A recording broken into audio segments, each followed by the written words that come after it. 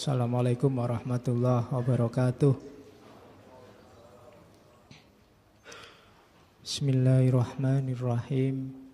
Alhamdulillahi rabbil alamin. Wa bihi nasta'inu ala umurid dunya waddin. Allahumma salli wa sallim wa barik ala habibina wa syafi'ina Sayyidina wa maulana Muhammadin wa ala alihi wa ashabihi wa man tabi'ahum bi ihsanin ila yaumiddin. Bismillah, mari kita lanjutkan ngaji kita dalam tema scientific attitude, akhlak dan adab ilmu. Kebetulan malam ini kita barengan ya sama malam tahun baru. Saya tidak tahu penting apa enggak malam 1 Muharram itu bagi teman-teman. Yang jelas besok libur. Muharramnya kalau orang Jawa menyebutnya bulan Suro. Termasuk bulan haram. Kalau di Islam kan dikenal ada 4 bulan yang sebagai bulan haram. Yang 3 berurutan, yang 1 agak misah. Rejab, kemudian ya Dzulqa'dah, Dzulhijjah sama Muharram. Itu Arba'atun Hurum, 4 bulan haram. Kalau di Arab dulu di bulan-bulan haram tidak boleh perang. Cuma hari-hari ini kita tidak peduli. Bah haram, bah tidak haram, pokoknya ada musuh ya perang. Perangnya kan enggak, hari ini kan perangnya macam-macam, tidak cuma perang fisik. Perang opini, perang pendapat, perang pemikiran, perang media, tidak ada hentinya, tidak ada bulan haramnya. Kalau bisa kita ambil momen bulan Muharram ini, tinggal 1 tahun ini bulan haramnya. Kita ambil momen 1 bulan ini kita berhenti perang. Berhenti nyari musuh. Baik di WA, di Facebook, di internet. Biar tidak capek. Kalau beberapa ulama menyebut bulan Muharram itu sebagai syahrullah. Bulannya Allah.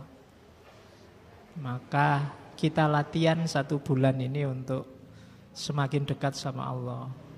Kalau bagi teman-teman yang di Jawa itu kan disebut suro, dan suro itu larangannya banyak kalau di Jawa. Tidak boleh mantu lah, tidak boleh ini, tidak boleh itu. Sebenarnya di balik itu ada kearifan lokal bahwa bulan suro kita sibuknya sama Allah saja. Jangan bikin agenda-agenda besar yang membuat kita agak lalai dari Allah, maka dibikinkan beberapa mungkin sejenis mitos bahwa suro tidak boleh ini, tidak boleh itu. Bahkan malam 1 suro kan malam yang ngeri kalau di Jawa.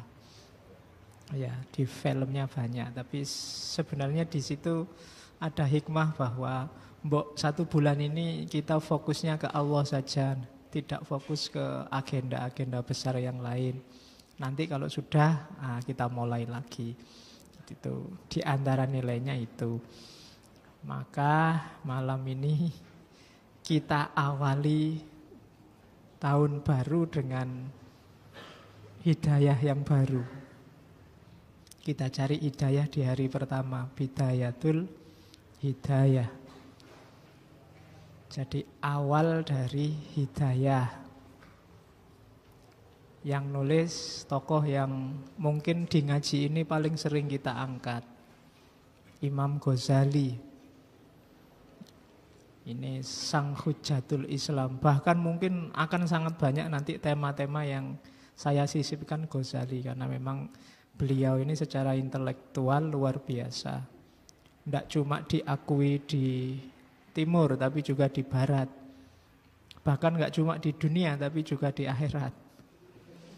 Kalau ada di Jami'u Karomatil Aulia itu ada Imam Asyazili cerita suatu ketika dia mimpi. Jadi melihat Nabi Muhammad bersama Nabi Isa, bersama Nabi Musa. Nabi Muhammad ini sama Ghazali. Terus Nabi Muhammad pamer, di antara umatmu Nabi Musa, Nabi Isa, ada nggak yang sehebat Ghazali ini? Jawabannya Nabi Musa sama Nabi Isa, enggak ada. Karena memang luar biasa, Imam Ghazali itu usianya hanya sampai 53 tahun, tapi beliau karyanya 450 lebih. Itu kalau dikuruskan sama hari-hari beliau hidup mungkin ya bisa 1 bulan 1 buku itu. Jadi 450 karya, bandingkan sama kita bikin makalah 1 aja sak semester udah dadi-dadi. Itu tiap bulan bikin tulisan 1. Dan kebesarannya diakui di mana-mana. Nanti beberapa kali saya sudah menyebut riwayat hidupnya, saya tidak akan ngulang lagi bagaimana beliau lahirnya 1058, nanti meninggalnya 1111 dan seterusnya, itu sudah ada. Dan karya-karyanya juga beredar di kita dengan sangat banyak. Bagi yang pernah mondok pasti 1-2 pernah ketemu karyanya Imam Ghazali. Yang paling masterpiece kan Ihya. Nah, Bidayatul Hidayah ini ada yang bilang semacam muqaddimah sebelum Ihya. Jadi sebelum masuk ke Ihya ada baiknya sudah jalan di Bidayatul Hidayah. Kalau belum ya diulangi lagi dari awal, dari Bidayah.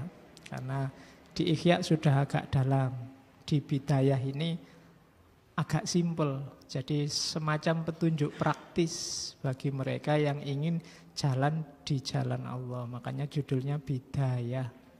Awal, permulaan dari datangnya hidayah. Hidayah itu biasanya kalau dalam pidato disandingkan sama taufik. 2 hal yang berbeda, taufik sama hidayah. Kalau taufik cowok, kalau hidayah cewek. Ya.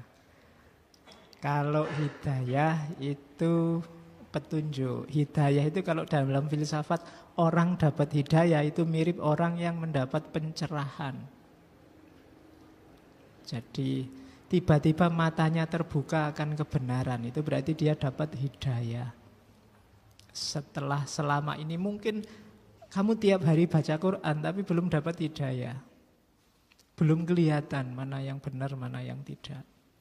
Makanya setiap kali baca Fatihah kan ada kalimat ihdinas siratal mustaqim, beri aku ya Allah hidayah untuk tampak jalan yang lurus. Jalannya sudah banyak sebenarnya yang lurus. Di Quran ada, kalau kita cerdas membaca ayat-ayat Allah di mana-mana ada.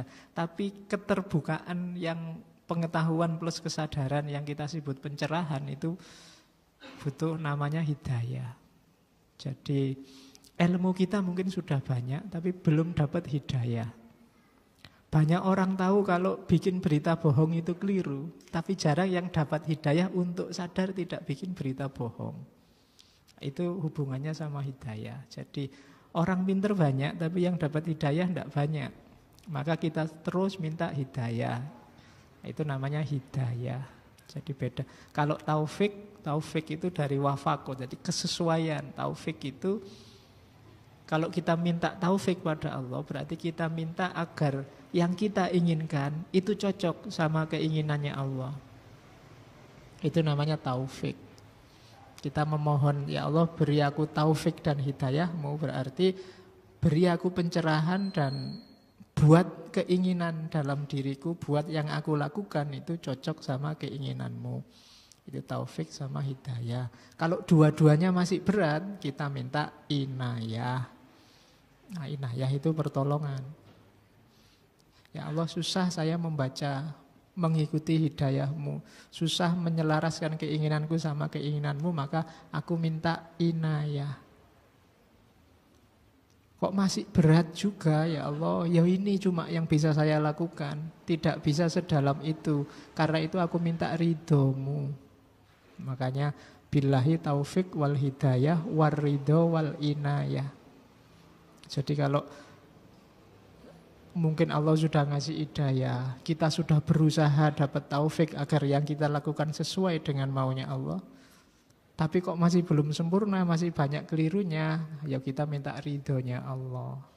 Semoga engkau meridhoi kemampuanku hanya segini ya Allah. Nah, kalau sudah melakukan semua masih belum sempurna, keliru-kelirunya banyak. Kalau tadi di awal kita minta inayah, sekarang kalau sudah selesai perbuatanmu, semoga Allah ridho dan kita dapat syafa'ah. Syafa'ah itu pertolongan belakangan. Sebenarnya hasil kerja ujianmu jelek, cuma dosennya kasihan terus dikasih syafaat. Nah, kalau dosen sebelum ujian ngasih, Pak, mbok dikasih kisi-kisi soalnya apa, itu inayah. Kalau jawabanmu cocok sama maunya dosen, itu taufik. Kalau sebelum ujian kamu paham semua yang diajarkan, siap saya, berarti kamu dapat hidayah. Kan itu. Oke, gampang-gampangannya itu. Jadi bidayatul hidayah berarti kita rintis jalan agar dapat hidayah, agar kita ketemu dengan pencerahan, agar enggak cuma ilmu tapi juga ada kesadaran di sana. Itulah bidayatul hidayah. Bentuknya tipis, enggak tebal. Kitab Bidayatul Hidayah itu paling sekitar, kalau versi cetak 90-an halaman. Terjemahannya banyak, jadi enggak boleh alasan, Pak, bahasa Arab saya enggak ngerti, terjemahannya banyak. Dan gaya bahasanya mudah karena modelnya risalah. Yang berat itu menjalankannya. Kalau cuma membaca dan paham, kamu enggak harus ngaji, pasti bisa langsung paham. Cuma malam ini kita coba telaah sedikit apa sih maunya beliau, sang Hujatul Islam, dalam Bidayatul Hidayah. Risalah ini ditulis kalau di bagian pengantar pada kolega beliau yang disebut Al-Imam Az-Zahid. Dari namanya kelihatan bahwa ini gelar dari seorang sufi. Jadi para ulama zaman dulu itu rajin bertukar ilmu, bertukar risalah, saling minta dinasehati. Jadi karena mereka merasa ada orang lain ilmunya lebih banyak, jangan-jangan yang saya ketahui masih sedikit, yang lain jangan-jangan lebih banyak, maka selalu minta nasihat. Kebalikannya hari ini banyak orang pinginnya selalu menasehati. Ya, jadi sikap mentalnya jauh. Yang satu pingin ngasih tahu terus. Orang yang selalu ingin menasehati itu starting pointnya pasti dia merasa lebih benar, lebih baik. Sementara orang yang merasa ingin selalu dinasehati, dia merasa banyak tidak tahu. Dan untuk jadi filosof, kamu butuh syarat yang kedua, bahwa kamu merasa banyak tidak tahu. Hari ini semua orang merasa tahu, sehingga yang terjadi gegeran, konflik. Makanya di tengah isu-isu luar biasa, bulan ini kita ngambil isu yang mungkin tidak terlalu wow, tidak terlalu luar biasa, tapi penting. Oke, bismillah, kita mulai ya. Ada apa di Hidayah? Itu pembukaan. Di pengantarnya ada. Ini kan teman beliau minta nasihat. Cuma diawali dari, meskipun nanti akhirnya menasehati, dalam arti nulis panjang lebar di risalah, diawali dari ndak saya itu sebenarnya apa ya layak menasehati, katanya Imam Ghazali. Berbicara tentang nasihat, aku melihat diriku tak pantas untuk memberikannya. Kelasnya Imam Ghazali aja merasa tidak pantas, apalagi saya. Sebab katanya Imam Ghazali, nasihat itu seperti zakat.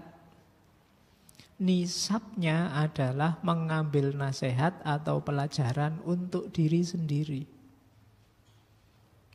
Orang zakat itu kan kalau harta bendanya banyak dan nyampe, kelebihannya dipakai untuk zakat. Nah, ngasih nasihat orang juga begitu. Kalau dirinya sendiri sudah overload kebaikannya, sudah jalan apa yang mau dia omongkan, baru dia ngasih tahu orang. Makanya katanya Ghazali, ngasih nasihat itu kayak zakat. Bagaimana saya bisa ngasih zakat kalau nisabnya aja saya nggak nyampe. Mungkin ilmuku, pengetahuanku masih belum nyampe limit untuk zakat. Belum untuk diriku sendiri aja masih kurang. Itu bahasanya Ghazali begitu. Orang yang tidak memiliki cahaya tak mungkin dijadikan alat penerang oleh yang lain. Ini pasti tawadhu. Karena bagi kita Ghazali itu cahaya yang luar biasa. Tapi dia tetap merasa belum terlalu bercahaya, belum layak menasehati. Bagaimana bayangan akan lurus bila kayunya bengkok? Allah mewahyukan pada Isa dan Maryam, nasehatilah dirimu.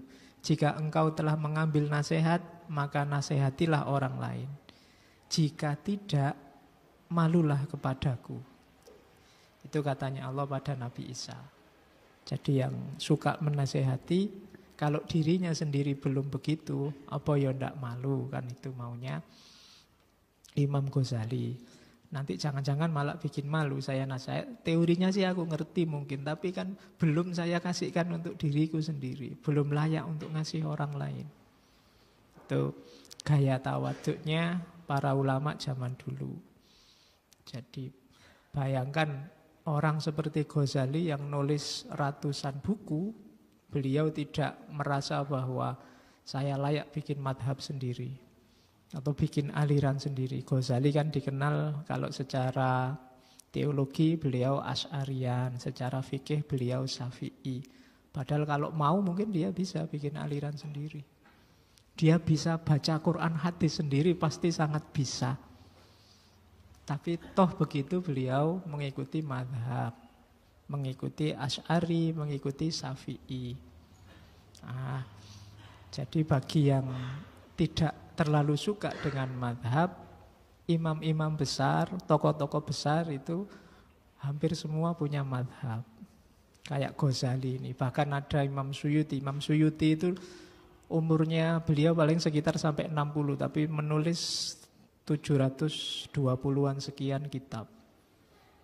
Imam Suyuti, Jalaluddin Suyuti. Jadi sampai tidak sempat nikah. Nulis buku terus. Itu kalau anggap aja umurnya 60, 720-an dibagi 60 sekitar berapa ya? 1 tahun berapa buku itu? Tinggal kamu bagi. Kalau umurnya 60 hasilnya ya sekitar 12-an buku 1 tahun. 12 buku 1 tahun berarti 1 bulan 1 buku. Itu kalau begitu lahir nulis buku loh ya. Ya. Jadi toh begitu beliau bermadhab Syafi'i. Kalau mau beliau bisa jadi mungkin madhab sendiri. Beliau termasuk bisa, kalau dalam fikih mungkin termasuk mujtahid yang mutlak, mustakil. Dia bisa memutuskan hukum sendiri. Toh begitu beliau ikut madhab Imam Syafi'i. Itu antara lain menunjukkan bahwa masih banyak mungkin orang lain yang lebih pintar dari saya, dari ketawaduannya. Kalau mau mungkin beliau saya bisa kembali sendiri pada Quran dan Sunnah, mungkin bisa begitu. Tapi kan enggak, beliau lebih mengikuti Imam Syafi'i. Itu karena ketawaduan. Oke, terus. Nah, terus Imam Ghazali mengutip satu hadis bahwa sebenarnya ada tukang nasihat yang dahsyat luar biasa. Yang pertama ada bunyinya, yang kedua diam. Yang pertama Al-Quran, yang kedua adalah maut, mati. Kalau Al-Quran butuh ilmu, karena dia bentuknya teks. Butuh ilmu yang berhubungan dengan teks bahasa. Kalau mati butuh kearifan, butuh kesadaran. Nasihat paling puncak itu kematian. Kalau ada orang seperti apapun kejahatannya, asal dia ingat mati dan sadar bahwa sejago apapun dia, sedahsyat apapun dia, ujungnya pasti mati, itu biasanya bisa diredam. Bisa menghalangi orang untuk melanjutkan kiprah dosanya. Tetapi banyak orang yang kematian tidak bisa memberi nasihat. Banyak orang yang Al-Quran tidak bisa menggerakkan hatinya. Sekarang kamu dengar berita kematian kan biasa-biasa saja. Kalau masjid mengumumkan inna lillahi wa inna ilaihi roji'un, kamu kan tidak ada kerentek apa-apa, cuma dengerin sopo ya, tidak kenal sudah, gitu kan gitu. Pokoknya kamu cuma nunggu kenal apa enggak gitu, kan tidak kenal ya wes gitu. Padahal itu sebenarnya peringatan luar biasa, itu nasihat yang luar biasa. Seperti apapun kondisimu saat ini, kalau sedang senang ya jangan terlalu senang-senang, kalau sedang sumpek jangan terlalu larut dengan kesedihan.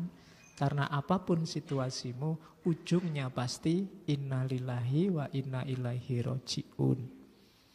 Dan itu ndak ada aba-aba waktunya kapan. Ndak harus nunggu tua. Mungkin yang muda hari-hari ini lebih banyak. Yang tua, yang sakit lama malah ndak meninggal-meninggal, yang tidak sakit tiba-tiba meninggal juga banyak. Itu kan nasihat-nasihat yang luar biasa. Jadi ada nasihat yang berbunyi, ada nasihat yang diam. Nasihat yang bunyi itu Al-Quran, nasihat yang diam itu maut. Nah, itu pengantarnya Ghazali sebelum dia masuk ke materi Bidayatul Hidayah. Dan Bidayatul Hidayah itu ditujukan untuk level orang-orang seperti kita, para pemula yang berniat menempuh jalan. Jadi isinya tidak terlalu berat secara teori, simple dan praktis. Oke, kita lihat ya. Bismillah. Ini baru kontennya. Ya tetap gayanya kayak minggu-minggu sebelumnya. Saya tidak akan nulis semua, saya potong-potong beberapa. Pertimbangannya apa ya, sak minatku saja. Oke, karena kalau minat full kalian harus baca sendiri langsung. Katanya Ghazali, ketahuilah wahai manusia yang ingin mendapat curahan ilmu, yang betul-betul berharap dan sangat haus kepada ilmu, bahwa jika engkau menuntut ilmu guna bersaing, berbangga, mengalahkan teman sejawat, meraih simpati orang, atau yang sifatnya keduniaan. Kalau cari ilmumu tujuannya salah satu dengan ini atau dekat-dekat dengan ini, pingin merasa besar, pingin merasa terkenal, pingin masuk TV, pingin dapat imbalan, atau pingin keren yang sejenis itu, maka sesungguhnya engkau sedang berusaha menghancurkan agamamu, membinasakan dirimu, dan menjual akhirat dengan dunia. Eman-eman ilmumu kalau terminalnya hanya dunia.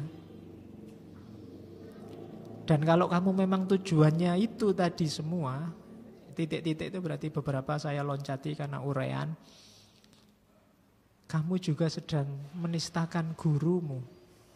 Kenapa? Karena itu berarti gurumu telah membantumu dalam berbuat maksiat serta menjadi sekutumu dalam kerugian tersebut. Gurumu seperti orang yang menjual pedang bagi perompak jalanan. Jadi kalau kamu jelek dengan senjata ilmumu, itu kamu tidak sedang menghinakan dirimu saja, tapi sedang menghinakan guru-gurumu juga. Karena ilmu itu berasal dari guru-gurumu. Jadi kalau hari ini kamu sudah pinter dan kepinteranmu engkau pakai untuk menipu orang, untuk menyusahkan orang, untuk memamerkan, menyombongkan dirimu, itu sama dengan kamu sedang menggunakan senjata dari gurumu. Maka kamu sedang melecehkannya. Katanya Ghazali. Jadi yang pertama, ayo ditata niatnya. Apa enggak boleh Pak memanfaatkan ilmu untuk dunia? Boleh, tapi dia bukan terminal terakhir. Itu biarkan saja, nanti efeknya jalan sendiri kok. Kalau kamu pinter, insya Allah kamu akan terkenal dan dikenal. Tapi jangan dijadikan tujuan. Kayak orang menempuh jalan sufi, mungkin kamu sedikit-sedikit dapat karomah. Tapi jangan terpesona oleh itu dan jangan itu tujuannya. Kalau tujuanmu itu, kamu sedang melecehkan gurumu. Jadi jangan berhenti di situ. Oke, jadi niat awalnya ditata. Jika niat dan maksudmu dalam menuntut ilmu untuk mendapatkan hidayah, bukan sekedar mengetahui riwayah, maka bergembiralah. Mengetahui riwayat itu berhenti pada ilmu, tidak ada kelanjutannya. Padahal setiap ilmu itu harusnya hidayah, menuntunmu semakin dekat pada Allah. Kalau hanya riwayah itu biasanya hanya untuk pamer, hanya untuk tujuan-tujuan keduniaan. Bukan jenis hidayah, tidak membuka matamu, tidak membuatmu tercerahkan. Sesungguhnya kalau memang yang kita cari hidayah, itulah nanti yang diisyaratkan oleh semua hadis kayak kemarin tentang keutamaan ilmu. Katanya Ghazali, sesungguhnya para malaikat membentangkan sayapnya untukmu saat engkau berjalan, dan ikan-ikan di laut memintakan ampun bagimu manakala engkau berusaha. Tetapi katanya Ghazali, engkau harus tahu sebelumnya bahwa hidayah merupakan buah dari ilmu. Jadi prosesnya kita punya wawasan, punya ilmu, terus ilmu ini jadi hidayah atau tidak untuk hidup kita. Dia jadi petunjuk pencerahan kita, atau jangan-jangan ilmu ini bikin kita jauh dari Allah. Maka ilmu dulu baru hidayah. Jalannya harus lewat ilmu. Maka bidayatul hidayah itu salah satu cara bagaimana kita mengelola ilmu kita, pengetahuan kita agar jadi jalan untuk semakin dekat dengan Allah. Oleh karena itu katanya Ghazali, di sini aku tunjukkan padamu permulaan dari sebuah hidayah agar engkau bisa mencoba dirimu dan menguji hatimu. Jadi bacalah kitab ini katanya Ghazali, terus coba kamu uji dirimu. Bisa enggak menjalankan yang tertulis di kitab ini? Jadi ujiannya itu katanya Ghazali. Hidayah itu memiliki permulaan dan akhir. Ada aspek lahir, ada aspek batin. Untuk mencapai titik akhir tersebut, permulaannya harus tersusun rapi. Begitu pula untuk menyingkap aspek batinnya, harus diketahui terlebih dahulu aspek lahirnya. Jadi hidayah itu tidak akan datang tiba-tiba, harus diusahakan. Kita berusaha untuk jadi orang yang mengalami pencerahan. Dan caranya tidak bisa ngawur, ada prosesnya. Dari awal sampai tujuan, dari lahir sampai batin. Lahir itu berarti pedoman-pedoman syariat yang lahir dan batin. Kalau syariatnya tidak beres, ya batinnya tidak mungkin beres. Jadi awalnya itu. Oleh karena itu katanya Ghazali, di sini akan aku tunjukkan padamu permulaan dari hidayah yang engkau bisa mencoba dirimu dan menguji hatimu. Tadi kan ujian.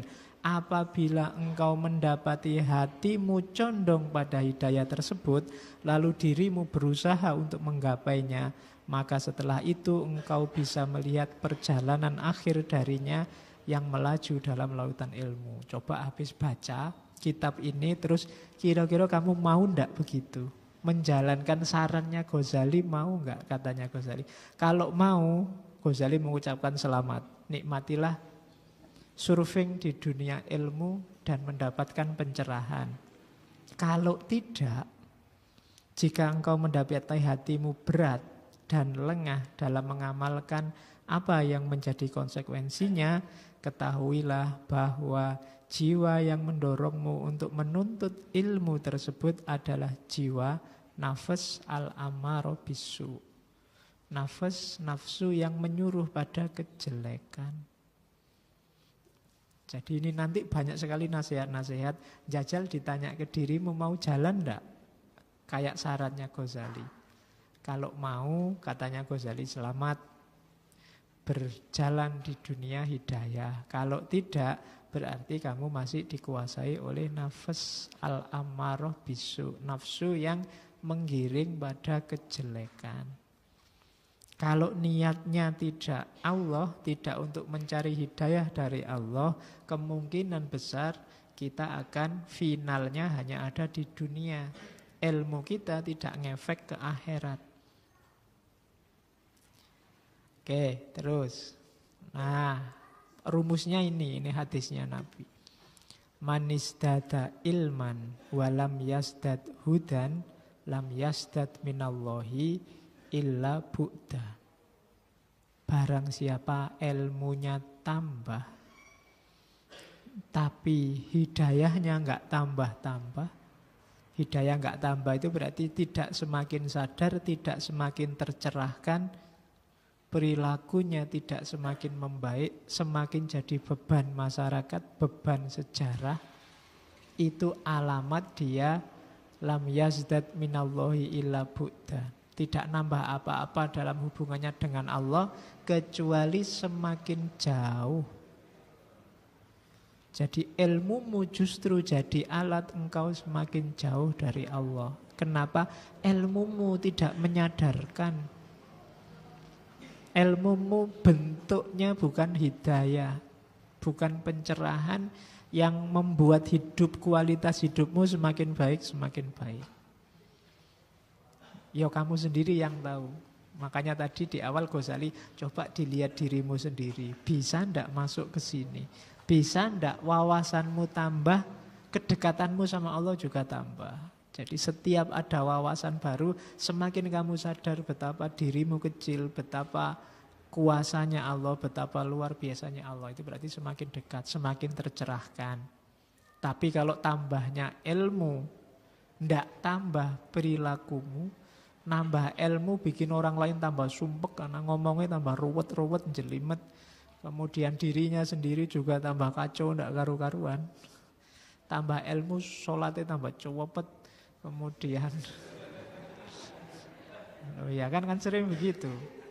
Dulu waktu masih di pondok, masih S1, masih aliyah itu ngajinya rajin. Sekarang ilmunya tambah, ngajinya semakin sedikit. Dulu waktu Ramadan bisa khatam 3 kali, sekarang sekali aja pontang-panting. Alasannya apa? Kan tidak wajib, yang penting kan tidak cuma dibaca Pak, dihayati dan diamalkan. Apalagi dihayati, diamalkan, wong baca aja ndak. Itu cukup Al-Ikhlas 3 kali. Ya alhamdulillah, berarti kamu semakin pinter. Semakin tidak dekat sama Allah berarti ilmumu tidak transformasi jadi hidayah. Dan ini tidak cuma ilmu agama loh. Kamu belajar filsafat barat pun bisa jadi pencerahan tersendiri, hidayah tersendiri. Kamu belajar matematika pun bisa juga jadi hidayah. Nanti kan ada teori-teori matematika tertentu yang membuat kita sadar, wah, misalnya tak terbatas, Allah itu tak terbatas. Kita ngerti konsep tak terbatas mungkin dari matematika. Karena di matematika kan ada angka sekian tak terbatas, 0 dibagi berapa tak terbatas, itu matematika. Oke, jadi rumusnya manisdada ilman walam yasdad hudan lam yasdad minallahi illa bu'da. Kalau ilmumu tidak transformasi jadi hidayah, maka ilmu hanya akan membuatmu semakin jauh dari Allah. Semakin mungkin karena merasa pintar, merasa sombong, merasa yang lain salah semua kecuali saya, mungkin begitu. Dan itu pasti bikin kita jauh dari Allah. Oke, pencari ilmu ada 3 jenis. Saya tidak tahu kita ada di mana. Kalau pengen aman, kamu tinggal bilang, saya bukan pencari ilmu, Pak. Yang pertama, tapi saya bilang minggu lalu ya, tidak ada orang yang tidak pencari ilmu. Setiap orang hakikatnya guru sekaligus murid. 3 jenis pencari ilmu. Yang pertama orang beruntung, ini pasti. Jadi orang yang menuntut ilmu untuk akhirat, dunianya pasti kena. Hanya mengharap ridho Allah. Ini sip, orang ini nggak perlu dibahas, orang soleh, orang baik, orang bersih. Ada orang jenis kedua. Sebenarnya dia ngerti menuntut ilmu itu harus mencari ridhonya Allah. Tapi dia belum mampu ke sana. Pak, saya kuliah itu sebenarnya pingin sekali Pak, hanya ilmu saja. Tapi tidak mungkin Pak, sekarang saya butuh IP, butuh ijazah, butuh besok dan seterusnya. Atau untuk hal-hal keduniaan, saya itu sebenarnya cari ilmu pengen ikhlas Pak. Tapi tidak bisa ya Pak, kalau pas ada teman diajak debat itu ya pengennya gaya Pak. Pengen. Nah, itu kan orang jenis kedua. Dia ngerti bahwa dia harus cari ridhonya Allah, tapi banyak hal yang bikin dia tidak bisa nyampe ke sana. Akhirnya cari ilmunya ya targetnya dunia, meskipun dia berusaha agar bisa ganti ke akhirat. Ini kalau bahasanya Ghazali, ini bahasa saya, orang nekat, orang beresiko kalau di kitabnya. Hati-hati. Karena kalau sampai besok-besok, apalagi sampai meninggal, tidak berubah kondisi mental pencarian ilmunya, ya dia bisa masuk ke golongan ketiga. Tapi kalau bisa berubah ke lebih baik, dia bisa naik kelas ke golongan pertama. Kita mungkin ada di sini. Atau jangan-jangan ada di yang ketiga. Jadi ada di sini itu kita, jane yang ngerti nyari ilmu itu harus ikhlas. Tapi tuntutan situasi bikin kita selalu kepepet, terdorong ke pinggir lagi. Jadi pinginnya nengah, pingin jadi orang beruntung. Tapi yang ngerti harus ikhlas ridho lillahi ta'ala. Tapi banyak situasi yang bikin kita tidak bisa. Dan kita sadar kita keliru. Pengen berubah kok ya berat. Itu jenis kedua. Tapi berusahalah terus karena nasibmu tergantung kesadaranmu pada akhirnya. Mumpung ada waktu, kan saya bilang tadi umur tidak ada yang tahu. Meskipun saya lebih tua mungkin di ruangan ini, kan tidak ada jaminan saya berangkat duluan. Oke, biasanya kan yang muda duluan karena saya yang suka ngebut, yang muda, yang suka ngepil aneh-aneh kayak di TV itu ya yang muda-muda. Dan tidak ada korbannya kakek-kakek, mesti yang muda-muda. Terus yang narkoba itu kebanyakan yang muda-muda. Tadi ya jalannya banyak yang muda sekarang. Sing tua-tua awet. Oke, itu orang jenis kedua, orang yang resiko. Kalau kalian merasa ada di yang dua, cepat-cepat berusaha sekeras mungkin untuk naik kelas. Dan hati-hati jangan sampai tergelincir ke level ketiga. Ke level ketiga itu akhirnya Allah, ya sudahlah ya memang. Nah, targetnya terus dunia. Manusiawi toh Pak, kita nyari ilmu buat nyari kerja, buat nyari ijazah. Yo manusiawi lah Pak, kita merasa lebih tinggi dari yang lain. Manusia itu kan memang fitrahnya begitu. Sudah nyampe ketiga berarti itu. Nah, ya wajar lah Pak, biasa lah Pak. Itu sampai level 3. Kita sering salah definisi tentang kata-kata manusiawi itu. Manusiawi itu bukan berarti yang jelek-jelek semua manusiawi. Yang baik-baik juga manusiawi kok. Kamu bilang, Pak, nikah itu manusiawi? Iya. Nggak nikah juga manusiawi. Karena oleh Allah manusia dikasih semua potensi yang mungkin. Buktinya ada orang nggak nikah juga bisa sampai meninggal. Gitu loh. Bisa. Kamu jadi orang baik bisa, jadi orang jelek juga bisa. Maka kebaikan juga manusiawi. Kejelekan juga manusiawi. Karena potensi itu ada dalam diri kita. Kita selama ini kan pakai alasan manusiawi untuk yang jelek-jelek. Kak manusiawi lah Pak, sekali-sekali lihat gambar-gambar kayak gitu. Itu kan kita anak muda Pak, itu manusia. Loh, anak muda juga bisa yang baik-baik. Tidak harus yang jelek-jelek. Kamu aja milih yang jelek. Yang lain bisa buktinya milih yang baik-baik. Itu manusiawi. Jadi awas keliru mendefinisikan fitrah kemanusiaan. Hari ini sering dipakai dalih untuk yang jelek-jelek. Kemanusiaan. Manusiawi Pak. Anak muda lah Pak, kapan lagi? Kan mesti begitu.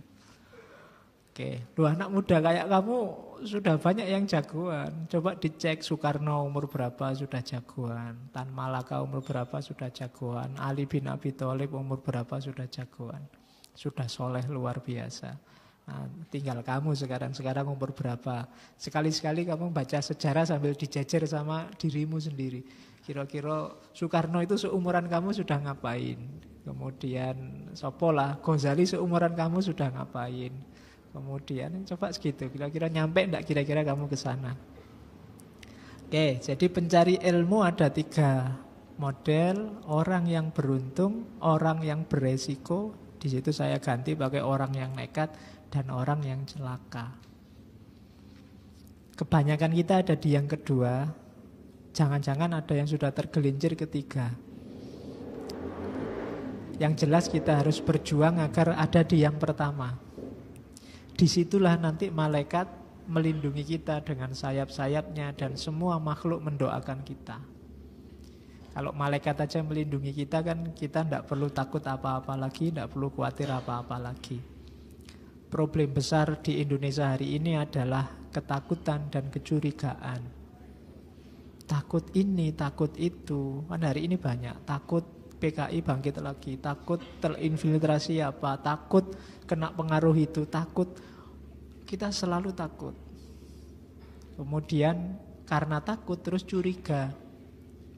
Ya yang paling layak dicurigain mesti orang-orang di kiri kanannya sendiri. Akhirnya sesama muslim, sesama saudara saling curiga, saling lirik-lirikan. Kenapa? Karena diawali dari rasa takut. Itu menunjukkan bahwa jangan-jangan level ilmu kita bukan level yang pertama. Karena kalau level pertama gelarnya adalah alim dan jamaknya ulama, dan innama yahsyallahu min ibadil ulama. Ulama itu cirinya sudah nggak takut apa-apa karena dia dapat hidayah, dia sadar bahwa ada Allah. Kita sering galau luar biasa karena ketakutan-ketakutan kita, seolah-olah kita tidak punya Allah. Ojo khawatir, masih ada Allah. Kita kan dibikin bingung oleh gambaran-gambaran, bayangan-bayangan, kecurigaan-kecurigaan kita sendiri. Ndak, tenang saja, nikmatilah hidupmu sekarang. Hidup sekali kok tiap hari galau, tiap hari sumpek, tiap hari gegeran. Kapan nikmatnya? Ada cerita sufi yang bagus itu. Jadi satu ketika ada seorang murid bertamu ke rumah gurunya yang sufi. Dan murid ini minta dinasehati oleh gurunya. Kata gurunya, wah ilmuku sudah kamu ambil semua, saya nggak bisa nasihati apa-apa. Kata gurunya, wis kamu di rumah aja tak jamu, dikasih makan yang enak, terus kamu nginep di sini, tak kasih tempat tidur yang paling bagus. Kata gurunya. Malam itu dia nginep di rumah gurunya, cuma begitu masuk kamar, tempat tidurnya luar biasa bagus. Cuma di atas tempat tidur itu banyak tombaknya ngadep ke bawah, dan itu sudah andul-andul mau jatuh. Dan itu banyak, jadi dia mau tidur. Aduh, ini jangan-jangan aku tidur ada yang jatuh, tewas aku. Jadi semalam dia nggak bisa tidur, cuma kedap-kedip nonton tombaknya, khawatir jangan-jangan jatuh. Pagi-pagi ketemu gurunya, gimana tidurnya enak? Wah, nggak bisa tidur guru, wong di atas banyak tombak itu. Ya salahmu dewe. Wong sudah ada kasur enak, kok malah kamu mikir yang belum terjadi, yang akan datang, jangan-jangan itu jatuh. Kalau jatuh kan gampang, paling kamu mati. Ya, mbok kamu nikmati tidur bukan aman.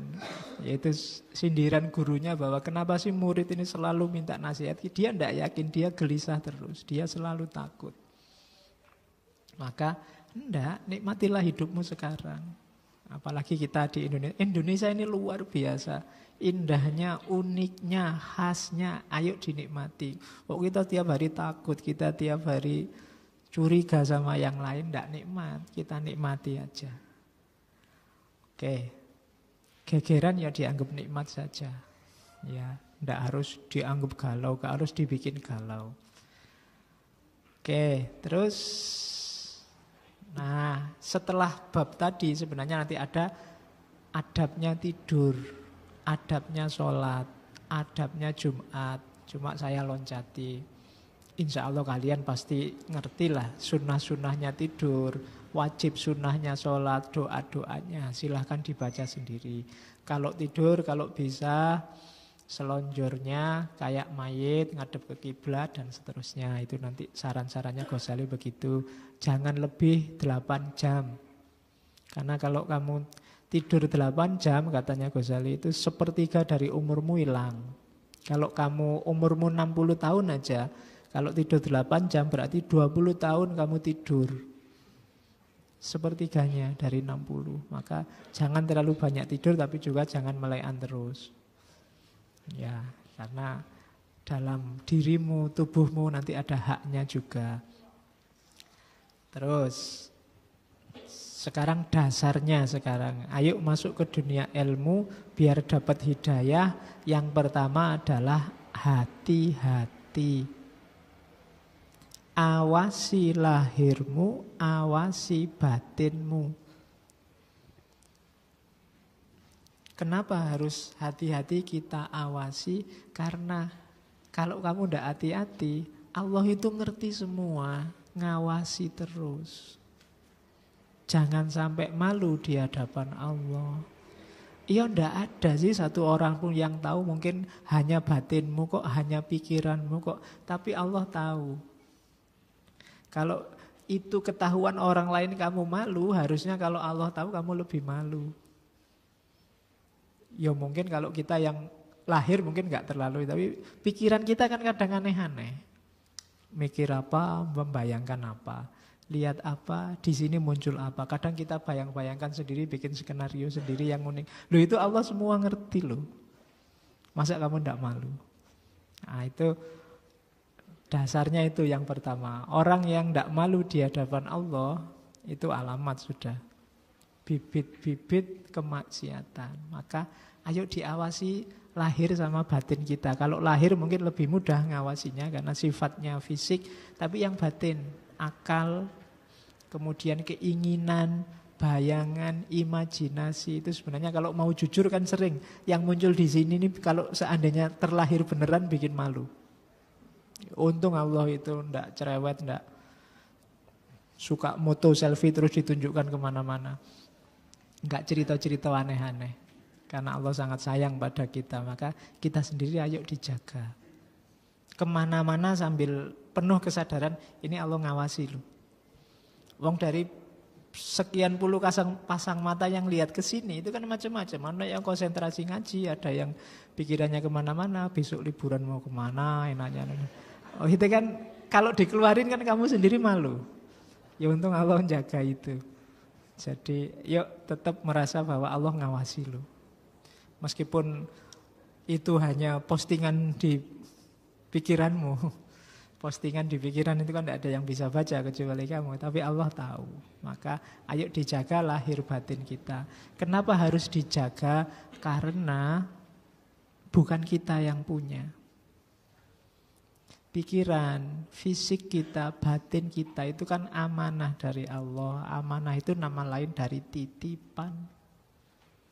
Allah nitipi kita dan beliau yang menitipi itu ngawasi kita. Harusnya kita sadar. Wong ndak bahasa Jawa ini ndak melu duwe.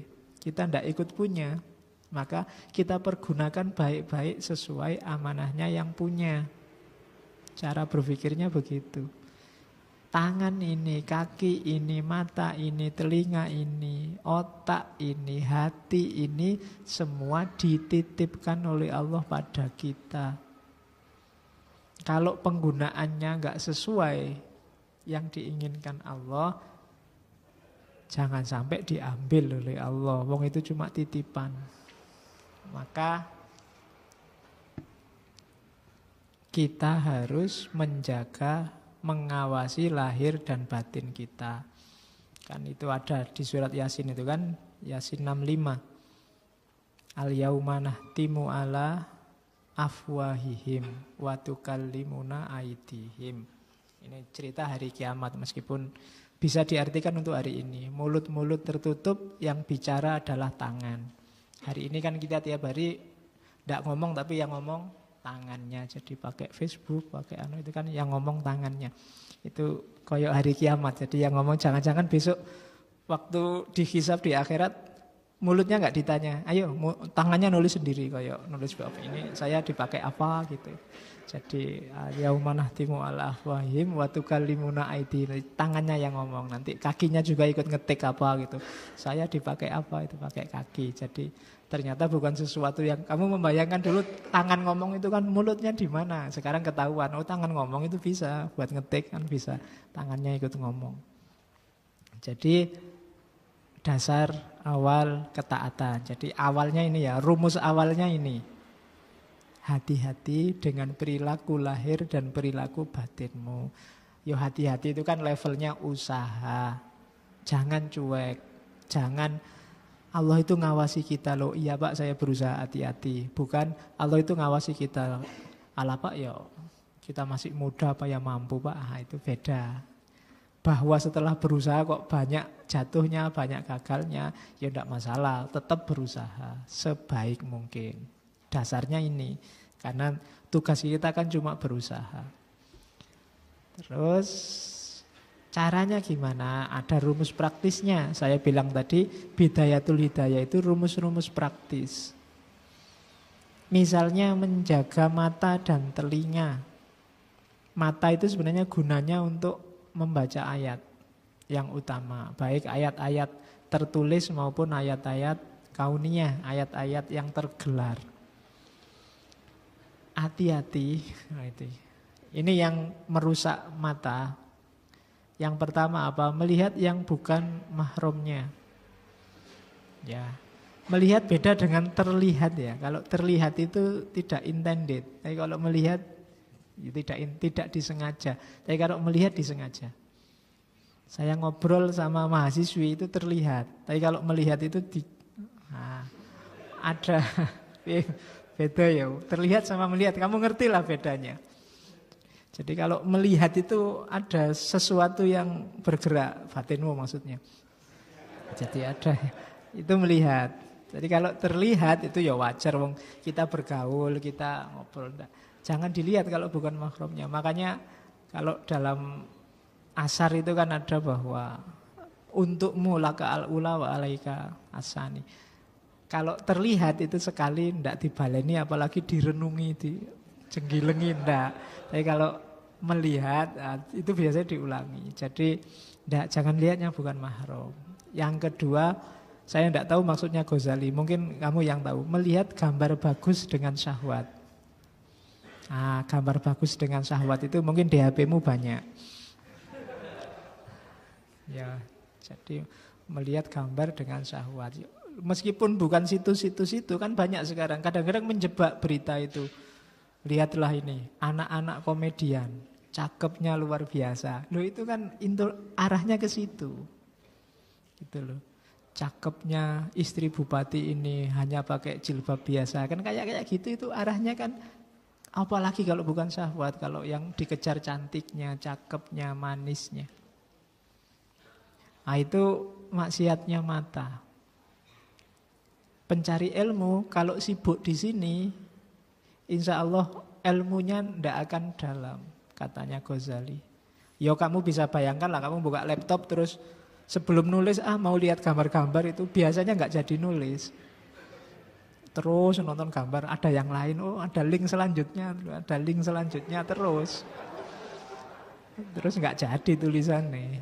Jadi sarannya Ghazali janganlah itu. Ya nanti nulis dulu aja perkara nanti ada selingan itu ya. Sebaiknya jangan. Terus itu ya yang urusan nafsu. Terus melihat muslim yang lain dengan pandangan meremehkan. Ini sifatnya agak majas bahwa ya alah paling ilmunya itu. Alah aku sudah ngaji ini, dia belum. Itu namanya melihat muslim lain dengan pandangan meremehkan. Aku sudah khatam, sudah ngaji filsafat sampai sesi berapa. Paling filsafatnya masih dasar, semester 1 aja kok. Itu meremehkan. Terus melihat aib seorang muslim. Ada banyak berita, ada banyak hal yang mengarahkan kita ke aib hari ini. Sebenarnya kita tahu bahwa itu mesti bongkar aib, mesti menunjukkan kejelekan. Tapi kita biasanya terus nekat aja kita buka. Akhirnya kita tahu aibnya orang lain. Padahal tidak ada pentingnya sama sekali kita tahu aibnya. Dan ini merusak bagi seorang pencari ilmu. Hati-hati. Kalau memang tidak ada hubungannya sama dirimu dan tidak ada kebaikannya untuk kamu lanjutkan, mending di stop. Kayak dulu ada teorinya Socrates itu yang hukum saringan 3 lapis, nanti kamu cari di bukunya.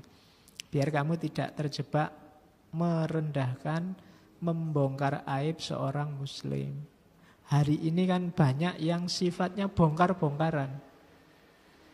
Pokoknya kita mati-matian nyari jeleknya muslim yang lain yang beda kelompok sama kita, yang beda golongan sama kita. Dan itu blunder bagi seorang muslim. Terus telinga juga begitu. Telinga itu usahakan yang banyak masuk adalah kalam Allah, sunnah Rasulullah atau hikmah. Kalau bahasanya Ghazali. 3 ini penting. Di luar itu kalau nggak sangat terpaksa mending nggak usah didengarkan. Jangan salah, yang masuk lewat telinga atau lewat mata itu akan jadi referensi di kepalamu.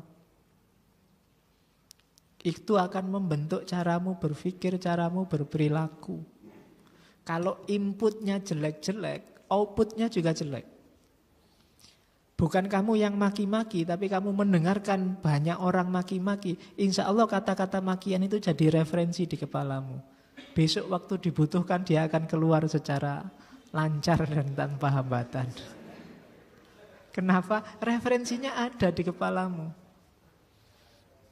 Jadi makan kalau tidak sangat penting tidak usah dibaca yang jelek-jelek. Karena meskipun dalam hal kamu nggak setuju, aku ingin tahu Pak, argumen musuh saya itu isinya mesti maki-maki. Tapi referensi makian, cara berpikir yang jelek, cara berkata-kata yang jelek itu akan jadi koleksi di kepalamu. Kalau kamu mau bales biasanya nggak akan jauh-jauh dari situ. Akhirnya sini maki, sana maki. Jadi dengarkan saja kalam Allah, sunnah Rasulullah atau hikmah. Hikmah itu sesuatu yang bisa kamu ambil pelajaran, yang ada manfaatnya, nutrisi buat otak dan pikiranmu. Itu telinga. Kalau kamu masukkan yang saru-saru misalnya, loh, lihat apa-apa juga versi saru. Mbok lihat perempuan sudah pakai jilbab dicadari, ya pikiranmu mesti ke arah yang sana. Itu kalau cadarnya dibuka kira-kira kayak gimana ya isinya. Loh, itu karena referensimu selalu ke arah situ. Gitu loh. Jadi jangan masukkan referensi-referensi yang jelek deh. Ya mungkin karena dalam rangka kamu Pak itu cuma mengambil ibroh, Ya pas kamu mengambil ibroh iya, tapi secara nggak sadar dia akan jadi koleksi dalam dirimu. Mungkin pas waktunya dibutuhkan dia akan keluar. Nah, oke, jadi telinga dan mata ayo dijaga. Hari ini yang paling susah menjaga ini, telinga sama mata. Bahkan orang yang paling pendiam sekalipun itu biasanya susah menghindari maksiat telinga dan maksiat mata. Kecuali dia juga pendiam terus kemana-mana merem, kemana-mana nutup telinga, itu baru ndak. Jadi pokoknya kamu sendiri ngatur strategi ya. Ya ndak mungkin lah full kamu bebas bersih, cuma latihan pelan-pelan. Paling ndak diawali dari tidak suka. Meskipun kadang terpaksa. Pak saya ndak suka lihat gambar gitu, saya ndak suka lihat yang bukan muhrim, saya ndak suka. Itu kan paling ndak ketika tidak suka kamu menghindar. Meskipun pas dapat itu lumayan lah, tapi ndak usahlah. Jadi ada aspek menghindarnya karena diawali dari tidak suka. Tidak disukai dulu, baru berusaha. Oke, jadi itu mata sama telinga. Yang panjang lidah. Lidah itu larangannya banyak kalau di Ghazali. Yang jelas pertama bohong. Ini nggak perlu saya jelaskan. Bohong itu termasuk jenis kejelekan yang tidak perlu diajarkan.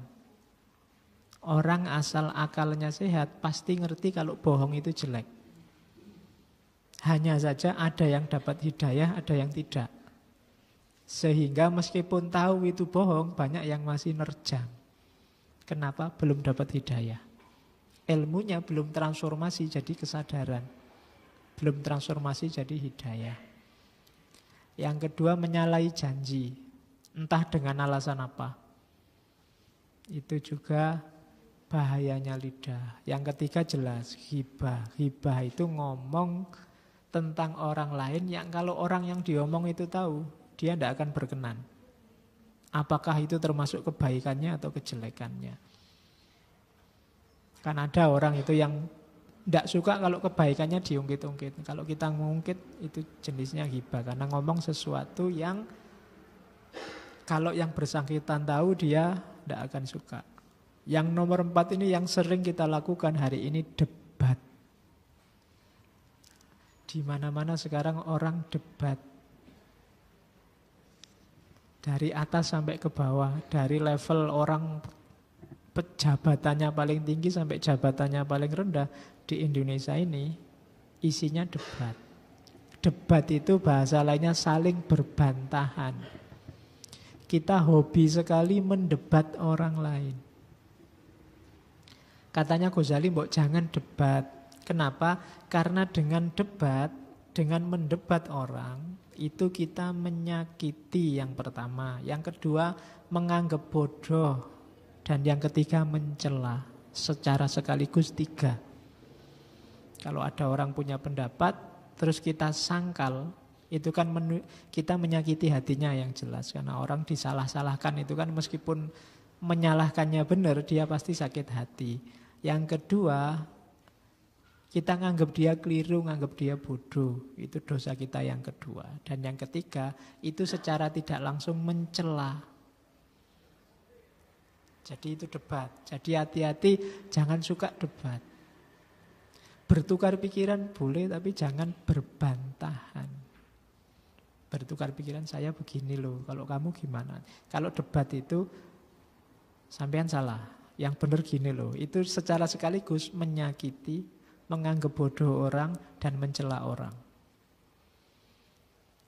Bagi kita itu juga defisit. Kenapa? Di situ ada indikasi kita merasa benar. Kita merasa sombong. Kesalahan besar yang kedua. Dan debat inilah sumber kehancuran, katanya Ghazali. Sumber rusaknya tata sosial kita. Itu debat. Hati-hati katanya Ghazali, setan itu sering menggoda kita dengan bilang, tampakkan yang benar, jangan bersikap lemah. Itu katanya Ghazali godaannya setan. Ayo, ngomong yang benar, kulil haqqa walaupun namuron. Meskipun itu temanmu, omongkan yang benar. Itu kebenaran kok, gimana? Padahal apa ya mesti yang kamu omongkan itu hak. Merasa benar itu saja secara sikap mental sudah keliru. Sudah kesombongan. Hati-hati. Ketika kamu merasa, Pak, saya mau ngomong ini Pak, karena kebenaran itu harus saya omongkan. Kulil haqqa walau kana murran. Loh, apa jaminannya yang kamu omongkan itu mesti benar? Tapi kan kita harus berdakwah Pak, ngomong tentang kebenaran. Katanya Ghazali, iya, menampakkan kebenaran pada mereka yang mau menerimanya itu kebaikan. Nasihat itu harus, cuma dia harus dilakukan dengan cara yang baik. Bukan dengan cara debat. Jadi karena nasihat dengan cara yang tidak baik itu hanya membuka aib orang lain. Dan buruknya lebih banyak daripada baiknya. Maka jangan ditradisikan berbantahan. Islam lebih suka watawasau bil haqqi, saling menasehati, bukan saling membantah. Atau rumus selanjutnya watawasau bis sabr. Kita nasihati tentang yang hak sekaligus dengan cara yang sabar. Sabar itu berarti ya harus telaten, tidak judgement, menjatuhkan, menyalah-nyalahkan. Jadi hati-hati, jangan suka budaya debat, katanya Ghazali. Itu termasuk kita menjaga lidah. Kalau kamu merasa, saya ini ada kebenaran ini Pak, harus saya omongkan. Dosamu yang pertama, kamu merasa sombong, merasa lebih benar dari yang lain. Yang kedua, tidak serta-merta kalau kamu merasa temanmu salah terus harus tiba-tiba kamu ingatkan. Harus kamu rumuskan sebaik mungkin cara mengingatkannya. Biar tidak jadi makian, tidak menyakiti orang lain. Karena seringkali diakui atau tidak orang diingatkan kalau dia salah, itu meskipun dia sadar dia salah, biasanya ada sakit hatinya. Kamu mungkin sering alami, diingatkan orang, oh jelas-jelas salah, tapi kan kamu mangkel juga.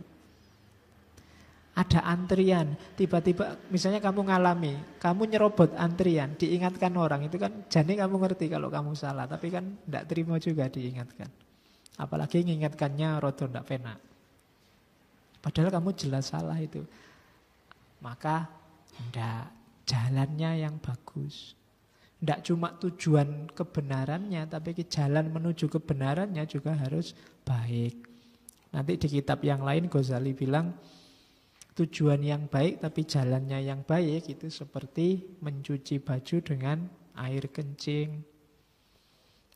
Tujuan nyucinya bagus, tapi karena pakai air kencing tidak jadi suci. Kamu membantahnya menunjukkan kebenaran bagus, tapi kalau jalannya tidak baik, yang lahir bukan kebenaran, tapi persoalan yang baru, masalah yang baru. Maka hindari tradisi debat. Oke, kalau tawasau bil haq, tawasau bis sabr, ya tidak apa-apa. Seandainya memang harus bertukar pikiran, lakukan dengan jalan yang baik, tidak dengan debat. Makanya dalam Al-Quran istilahnya wajadilhum billati hiya ahsan. Kalau memang harus mujadalah dengan jalan yang debat. Terus jangan sampai ada mengklaim diri bersih dari dosa. Jangan sekali-sekali ngukur bahwa dibandingkan dia lebih bersih aku. Dia dosanya banyak itu, pokoknya mending aku lah pokoknya dia. Nah itu jangan sampai ada terbersit begitu. Apalagi diomongkan. Apalagi diomongkan. Itu alamat sudah. Maksiatnya lidah. Mengklaim diri bersih. Mbok kamu kayak aku gini loh, itu alamat sudah. Mbok ikut aliranku ini loh, itu alamat. Mengklaim diri bersih. Terus mencela itu apalagi. Jadi bahkan kalau di kalimatnya Ghazali, jangan sampai engkau mencela ciptaan Allah. Baik itu hewan, makanan ataupun manusia. Hewan aja nggak boleh dicela. Dasar monyet. Nah, lebih cakep aku misalnya. Ya. Ya kamu marah-marahi monyet kan, enggak kayak aku aja ganteng, monyet itu jelek misalnya. Ya monyet itu enggak ngerti kamu ngomong apa. Lagian kalau kamu ngaku cakep, enggak ada monyet yang jatuh cinta sama manusia. Dia jatuh cintanya juga sesama monyet. Jadi klaimmu bahwa kamu lebih cakep itu enggak laku di dunia monyet. Nah iya kan? Enggak boleh mencela makhluknya Allah. Termasuk mencela makanan katanya Ghazali. Makanan enggak enak, enggak. Jangan dibiasakan. Apalagi cuma ditraktir aja kamu enggak tak komentar. Ya, jadi jangan dicela makanan, hewan, apalagi manusia. Apalagi fisiknya. Apalagi yang berhubungan dengan hidayah. Misalnya cara berpikirnya, cara berperilakunya, enggak. Jangan dicela. Kalau mau dinasehati, nasehati aja. Tapi jangan pakai dicela. Dasar orang desa, itu cela. Dasar orang kota, itu mencela. Kamu itu dasar orang ganteng, itu juga mencela. Kadang-kadang ngomong ganteng itu mencela loh. Ya wis ganteng pokoknya, itu kan mencela. Cakep ndak aku? Ya cakep pokoknya, nggak ada saingannya sama sekali. Kalau sendirian, misalnya, itu kan mencela juga namanya. Jadi ndak lah, jangan pakai celak-celaan dalam hal apapun sehubungan dengan manusia. Meskipun manusia yang kamu anggap primitif, wah apa orang sana itu ndak pakai baju, ya, kamu juga kalau mandi ndak pakai baju. Loh, enggak, Pak, itu enggak mandi, Pak. Kalau di orang Papua misalnya suku tertentu kemana-mana enggak pakai baju. Nah, ya, budaya sana begitu. Kamu di kolam renang juga enggak pakai baju kadang-kadang, hanya pakai celana. Dan kadang pakai kayak celana dalam itu enggak masalah toh. Masuk kamu mau kalau pas di kolam renang terus kamu primitif. Di kolam renang pun harus pakai baju. Ya mereka konteksnya kalau di Papua kan memang hidupnya di hutan-hutan. Kalau di hutan-hutan kamu pakai jaket, pakai ya susah larinya. Karena dia di hutan kan butuh gesit, butuh larinya cepat, butuh kalau tiba-tiba ada binatang buas kamu bisa loncat ke atas pohon. Kalau kamu pakai jaket, pakai jubah ya sumpek kamu. Mau lari ada ular, lari ke atas pohon, tak ngangkat jubahmu dulu. Oke, itu kan situasi memang begitu. Kemarin saya baca kalau di Irian itu beberapa suku kalau mandi pakai minyak babi. Kamu mandi pakai minyak aja kan sudah geleng-geleng, apalagi minyak babi. Sudah minyak babi lagi, kamu mesti kan begitu. Loh ya budaya sana yang mereka bukan muslim ya mesti aja pakai minyak babi. Cuma ada logikanya, jadi mereka pakai itu karena memang situasinya memang berhutan, banyak nyamuk malaria. Kalau kamu mandi, misalnya kamu ke sana terus kamu nasihati, kamu marah-marah, mandi itu ya pakai sabun biar wangi, masa baunya kayak gitu. Loh, mereka di sana itu karena dalam rangka kearifan di sana banyak nyamuk malaria. Kalau diganti sabun, kan ada cerita bahwa kemudian beberapa daerah terus akhirnya malu, mungkin tiap hari dimarahi, terus pakai sabun. Tapi setelah itu banyak yang kena sakit malaria. Karena kalau dia pakai minyak tadi nyamuknya menjauh. Tapi begitu pakai sabun nyamuknya seneng. Terus banyak yang jatuh sakit malaria. Itu kan kearifan-kearifan lokal. Mereka punya logika sendiri. Dinasihati boleh tapi jangan dicela. Apapun itu mereka juga makhluknya Allah. Yang bikin Allah, yang mengkonstruksi eksistensi mereka Allah. Kamu nasihati silahkan, tapi jangan dicela, jangan direndahkan. Kayak kamu gambar itu loh. Kalau kamu gambar sejelek apapun, kalau ada yang mencela kan marah, kamu mangkel. Iya, yang pintar ngelukis, aku bisanya cuma kayak gini. Loh itu jangan sampai Allah mutung kayak gitu. Kayak pinter-pinter loh kamu bikin kan gitu, kamu dadak mencela. Oke, terus mendoakan buruk, hati-hati. Karena nanti ada beberapa hadis yang bilang mendoakan buruk akan kembali pada yang berdoa. Jangan. Oh kamu dinasihati tidak mau tak doain nanti celaka. Lihat saja nanti kan dia mesti celaka. Lihat saja itu enggak. Jangan mendoakan buruk. Kamu kok mencela kiaiku, mencela ulamaku, tunggu saja nanti balasannya dari Allah. Celaka hidupmu, enggak. Itu mendoakan buruk. Bukan perilaku pencari ilmu. Jangan nyumpai orang, mendoakan buruk. Yang terakhir, ini yang kita mungkin agak ikut sering di situ. Terlalu banyak bercanda, mengejek, menghina orang. Jadi bercanda itu boleh, cuma jangan terus-terusan bercanda. Apalagi isi candaannya ngejek orang lain, merendahkan orang. Karena biasanya bercanda itu yang paling ampuh bikin orang ketawa kan dua. Mengejek orang atau ngomong saru-saru. Arahnya ke sana. Itu mesti orang ketawa sudah kalau kamu ke situ. Ngejek orang lain sama saru-saru. Sekali-sekali for fun boleh untuk mencairkan suasana, tapi ojo terus-terusan. Ya kan? Kan banyak beberapa sekarang ada pengajian-pengajian isinya lucu terus dari awal sampai akhir. Isinya apa? Bosan penting guyu. Kan ada yang begitu. Ya bagus saja untuk menyegarkan suasana, tapi jangan dilupakan misi utamanya. Serius terus ya enggak penal.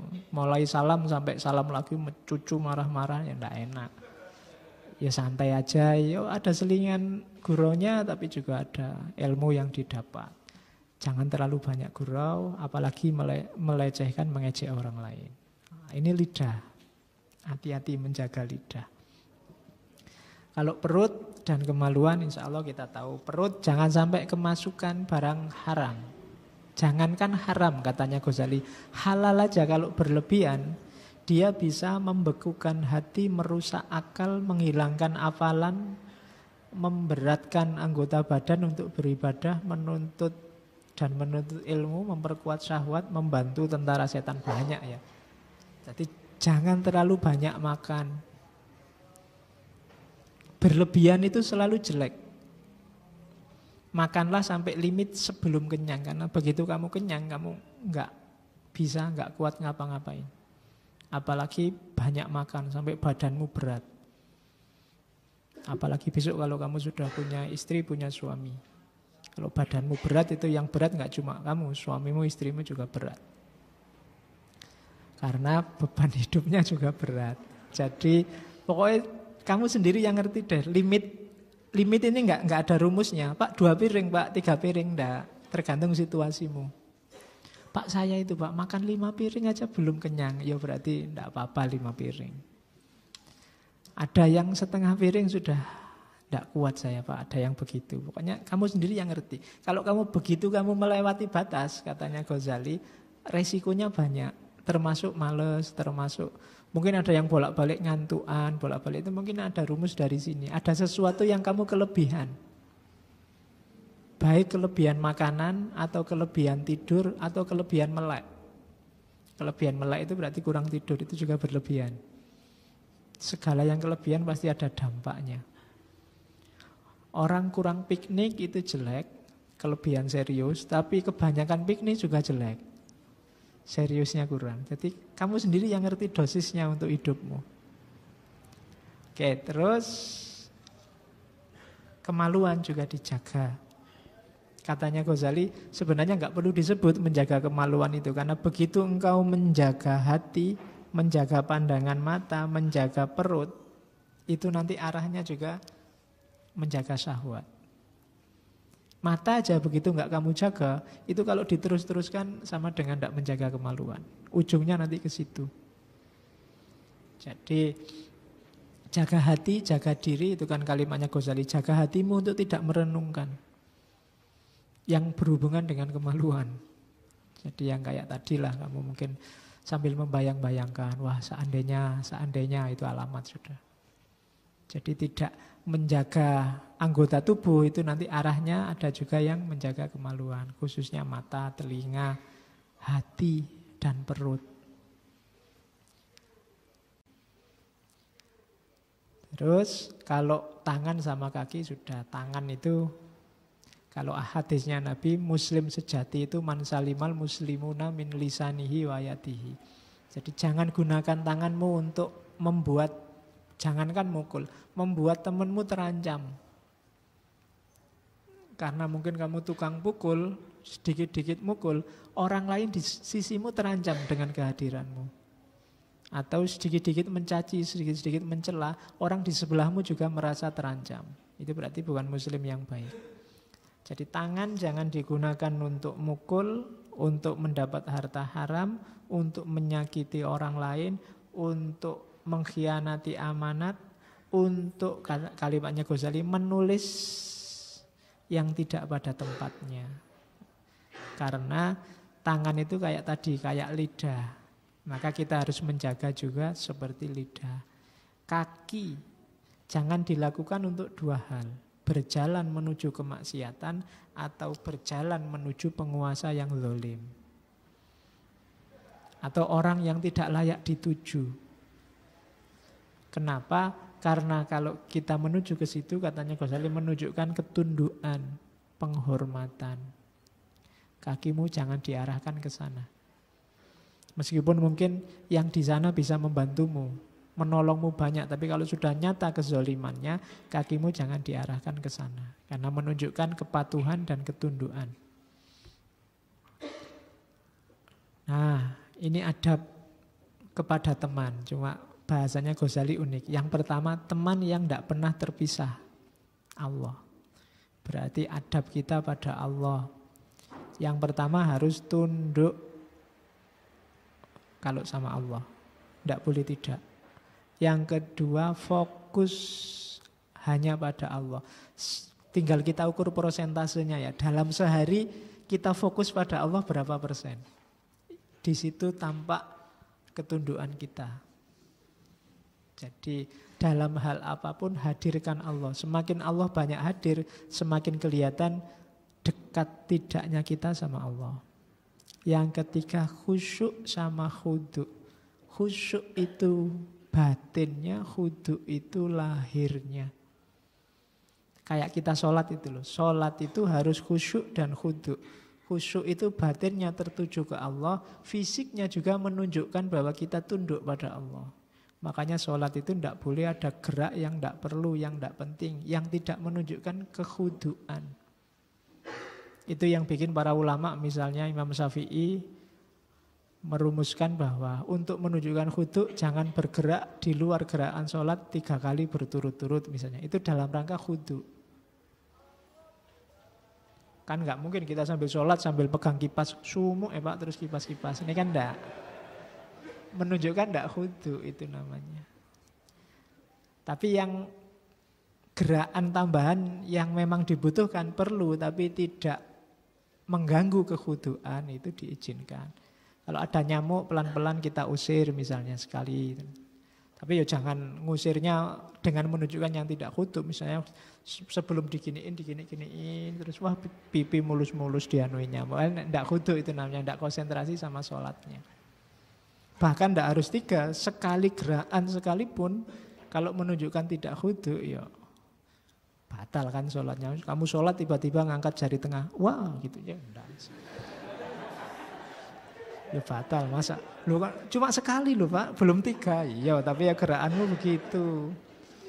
Menunjukkan tidak khudu. Di hadapan Allah jangan macam-macam, kan itu namanya khudu. Kalau khusyuk, batinnya harus selalu madhep sama Allah. Terus segera. Kalau ngerti ada perintahnya Allah, segera. Apakah itu yang ibadah mahdhoh atau yang ghairu mahdhoh? Yang ini Allah senang loh, segera. Jangan ditunda-tunda. Sopo ngerti sebentar lagi ada halangan. Mau sholat, nanti saja. Sudah mau ngangkat, ada tamu. Itu kan salah dewe mau tidak segera. Akhirnya sholatnya kesusu-susu karena ditunggu tamunya. Karena sejak tadi tidak segera. Segerakan. Mau nulis, besok aja. Besok aja. Alah besok sudah presentasi akhirnya. Ya wis lah sak dadi-dadine. Karena enggak segera. Untuk kebaikan segerakan. Terus termasuk kebalikannya, segera meninggalkan larangan. Kalau kamu ngerti itu dosa, segera ditinggalkan. Begitu ada kesempatan cepat-cepat ditinggal. Begitu kamu sadar, waduh kayak gini salah, sudahlah. Nah itu segera. Segera melaksanakan perintah, segera meninggalkan larangan. Gak usah nunggu, Pak masih muda Pak, nanti aja lah Pak tobatnya kalau sudah. Enggak, gak usah nunggu. Sekarang kalau memang kamu sudah sadar itu salah, segera ditinggalkan. Berusaha untuk meninggalkan. Terus tidak menolak takdir. Cirinya apa? Tidak gampang mengeluh, tidak gampang protes. Ya Allah, mengapa kok begini, mengapa kok begitu? Itu namanya sambat, tidak usah. Ridhoi saja apa keputusan Allah. Insya Allah nanti Allah meridhoi kita.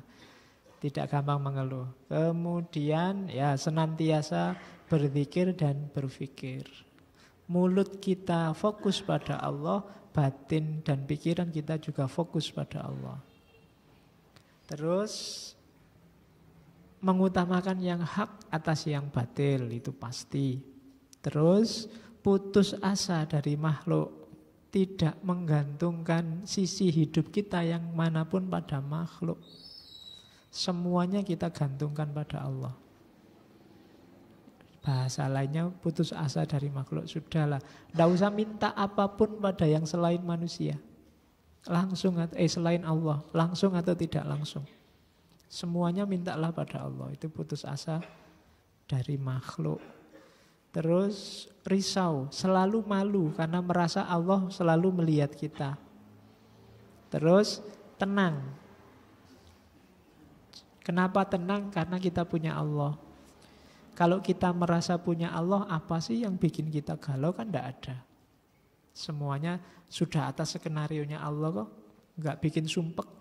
Kayak kita nonton film itu. Kita nonton film itu kan tidak kaget. Ada orang dibunuh, biasa film, ada sutradaranya. Ini loh ada pembantaian di film, kan biasa aja kamu kan. Iya film, tenang aja, itu enggak beneran ada sutradaranya. Hidup kita juga begitu, ada sutradaranya. Enggak usah galau, sudah ada yang ngatur. Enggak usah kagetan, enggak usah panikan. Hidup ini ada sutradaranya. Kalau kamu sadar kayak kamu nonton film itu loh. Nonton film horor kaget-kaget. Tapi kan biasa ya memang film horor dibikin kayak gitu sama sutradaranya. Masa kamu nonton film horor, ya Allah semoga film horor ini tidak menakutkan, ya enggak. Ya film horor ya mesti menakutkan. Memang dibikin begitu, tapi kan kamu tidak sampai begitunya karena kamu tahu bahwa itu diatur oleh sutradaranya. Nah, apapun yang kamu alami dalam hidup ini, ingatlah itu sudah diatur oleh sutradaranya. Jadi tidak usah terlalu panik. Itu rumus selanjutnya. Maka tenanglah. Kalau ada yang tanya, Pak gimana ya Pak caranya bisa tenang? Ingatlah selalu bahwa hidup ini ada sutradaranya. Sudah ada yang ngatur. Terus yang terakhir tawakal. Tawakal itu ya monggo apapun yang terjadi serahkan kembali pada Allah. Sukses gagalmu, senang susahmu, serahkan kembali pada Allah. Itu namanya tawakal. Terus ini adabnya seorang alim. Saya tidak jelaskan detail, ini mirip-mirip sama taklim, mirip-mirip kayak di adabul alim wal muta'alim. Yang pertama, guru itu, kalian semua insya Allah pada saatnya jadi guru. Paling tidak buat putra-putrinya besok. Harus sabar, santun, tawaduk. Tawaduk itu tidak merasa besar. Santun itu lemah lembut, tidak kasar. Dan sabar. Rumus pertama selalu harus sabar. Guru tidak akan sukses kalau tidak sabar. Terus tidak takabur. Cuma Ghazali ngasih tambahan rumus kecuali pada yang zalim dengan tujuan menghapus kezalimannya. Kalau ada orang sombong, sekali-sekali kamu tunjukkan bahwa dia tidak paling tinggi. Saya loh ngerti ini, Allah itu sudah tak pelajari 10 tahun yang lalu misalnya. Itu jalan kabeh dia tidak sombong lagi. Itu katanya Ghazali boleh. Jadi kecuali pada orang yang zalim yang kita pinginnya dia tidak sombong lagi biar dia sadar yang di atas dia banyak. Makanya ada ulama yang bilang bahwa sombong pada orang sombong itu sedekah. Saya. Maksudnya apa? Dalam rangka biar dia nggak sombong lagi, kita tunjukkan bahwa ada yang lebih tinggi atau saya lebih tinggi dari kamu. Wah alhamdulillah saya sudah khatam kitab ini. Wah saya khatam itu 10 tahun lalu. Oh, itu kan sombong di atas sombong. Biar dia ngerti, enggak. Kamu jangan sombong. Yang di atas kamu banyak. Tujuannya itu tidak semata-mata untuk membesarkan dirinya. Jadi tidak takabur yang jelas sikap dasarnya. Kalau ada orang takabur dan kamu bisa menasehatinya dengan menunjukkan bahwa dia tidak yang paling besar, kamu boleh melakukan itu katanya Ghazali.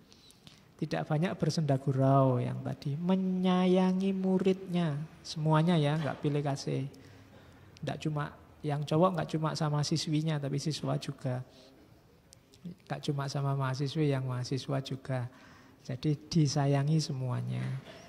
Terus memperbaiki negara dengan cara yang baik. Iyalah, alim itu termasuk kelompok intelektual. Dia punya tanggung jawab sosial. Mengkritik negara boleh, mengkritik pemerintah boleh, cuma katanya Ghazali dengan cara yang baik, tanpa marah-marah. Wong nasihati itu harus sabar. Kalau nasihati sambil marah-marah, apalagi maki-maki, itu sama kayak tadi, mencuci pakai air kencing. Nggak, nasihatlah, kritiklah kalau memang tidak cocok.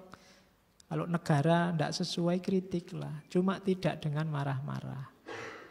Terus alim juga di antara cirinya adalah tidak malu untuk ngaku tidak tahu.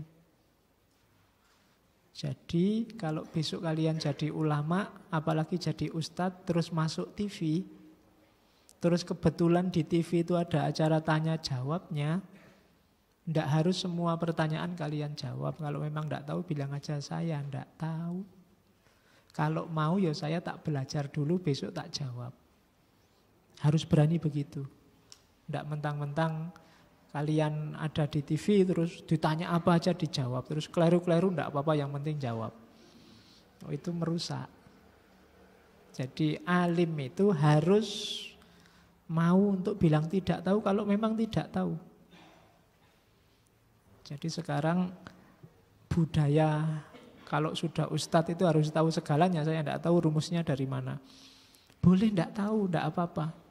Wah kalau tentang hal itu saya belum mendalami, mohon maaf. Tapi kalau memang butuh jawabannya, Saya lihat dulu di kitabnya, di bukunya. Nah, itu saya belajar dulu, kalau mau nunggu, kalau nggak mau ya saya nggak tahu kalau sekarang. Itu kan nggak masalah, tidak sama sekali nggak menjatuhkan dirinya. Meskipun mungkin sama TV-nya, oh ini Ustadz apa ditanya semuanya nggak tahu. Nah memang nggak tahu, nggak masalah. Daripada merusak. Jadi masuk neraka hanya gara-gara rating kan nggak elok. Jadi ya wis ndak tahu ya ndak tahu, jangan menyesatkan orang lain. Oke, terus ya kalau ditanya ya dijawab kalau bisa, memperhatikan dan memahami. Terus mau menerima hujah. Banyak sekarang orang sudah merasa pinter, jadi semua yang beda sama dirinya, hujah-hujah yang lain dianggap pasti salah. Pikirannya ditutup. Alim itu pikirannya terbuka, dia harus mau menerima hujah yang baru dari yang lain. Telinganya harus dibuka dulu bahwa setuju atau tidak setuju urusan selanjutnya. Cuma hari ini banyak yang tidak mau dan tidak tahan mendengarkan argumen hujah yang berbeda. Nah, itu bagi Ghazali berarti bukan adabnya seorang alim. Terus mau menuntun muridnya, bisa mengarahkan muridnya. Ini harus diambil, kamu belajar ini dulu, jangan baca buku ini dulu, baca yang ini dulu dan seterusnya. Mana yang dianjurkan, mana yang dilarang. Karena nanti alim itu yang nuntun murid. Dia harus bisa mengarahkan ke hasil yang maksimal. Murid juga harus ikut, karena yang lebih tahu alur keilmuan itu gurunya. Terus melarang murid sibuk dengan hal-hal yang bersifat fardu kifayah sebelum menyelesaikan yang fardu ain. Jadi murid harus diajar ngerti prioritas. Mana yang penting, mana yang biasa, mana yang sama sekali tidak penting, mana yang jangan. Itu sekarang banyak yang susah membedakan mana penting, mana tidak penting. Mana urusan urgent, mana yang bisa ditunda, mana yang tidak penting sama sekali, mana yang ini iseng saja. Itu pelajaran tentang prioritas. Terus dirinya sendiri harus jadi orang soleh kalau menyuruh muridnya soleh. Dia harus berusaha untuk takwa sebelum menyuruh muridnya takwa. Dan melaksanakan apa yang diomongkan. Itu adabnya seorang alim.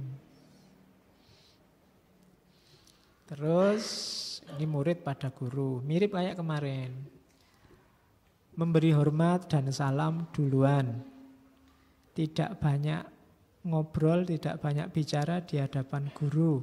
Tidak bertanya sebelum diberi izin. Kalau ini sudah kemarin dijelaskan panjang lebar.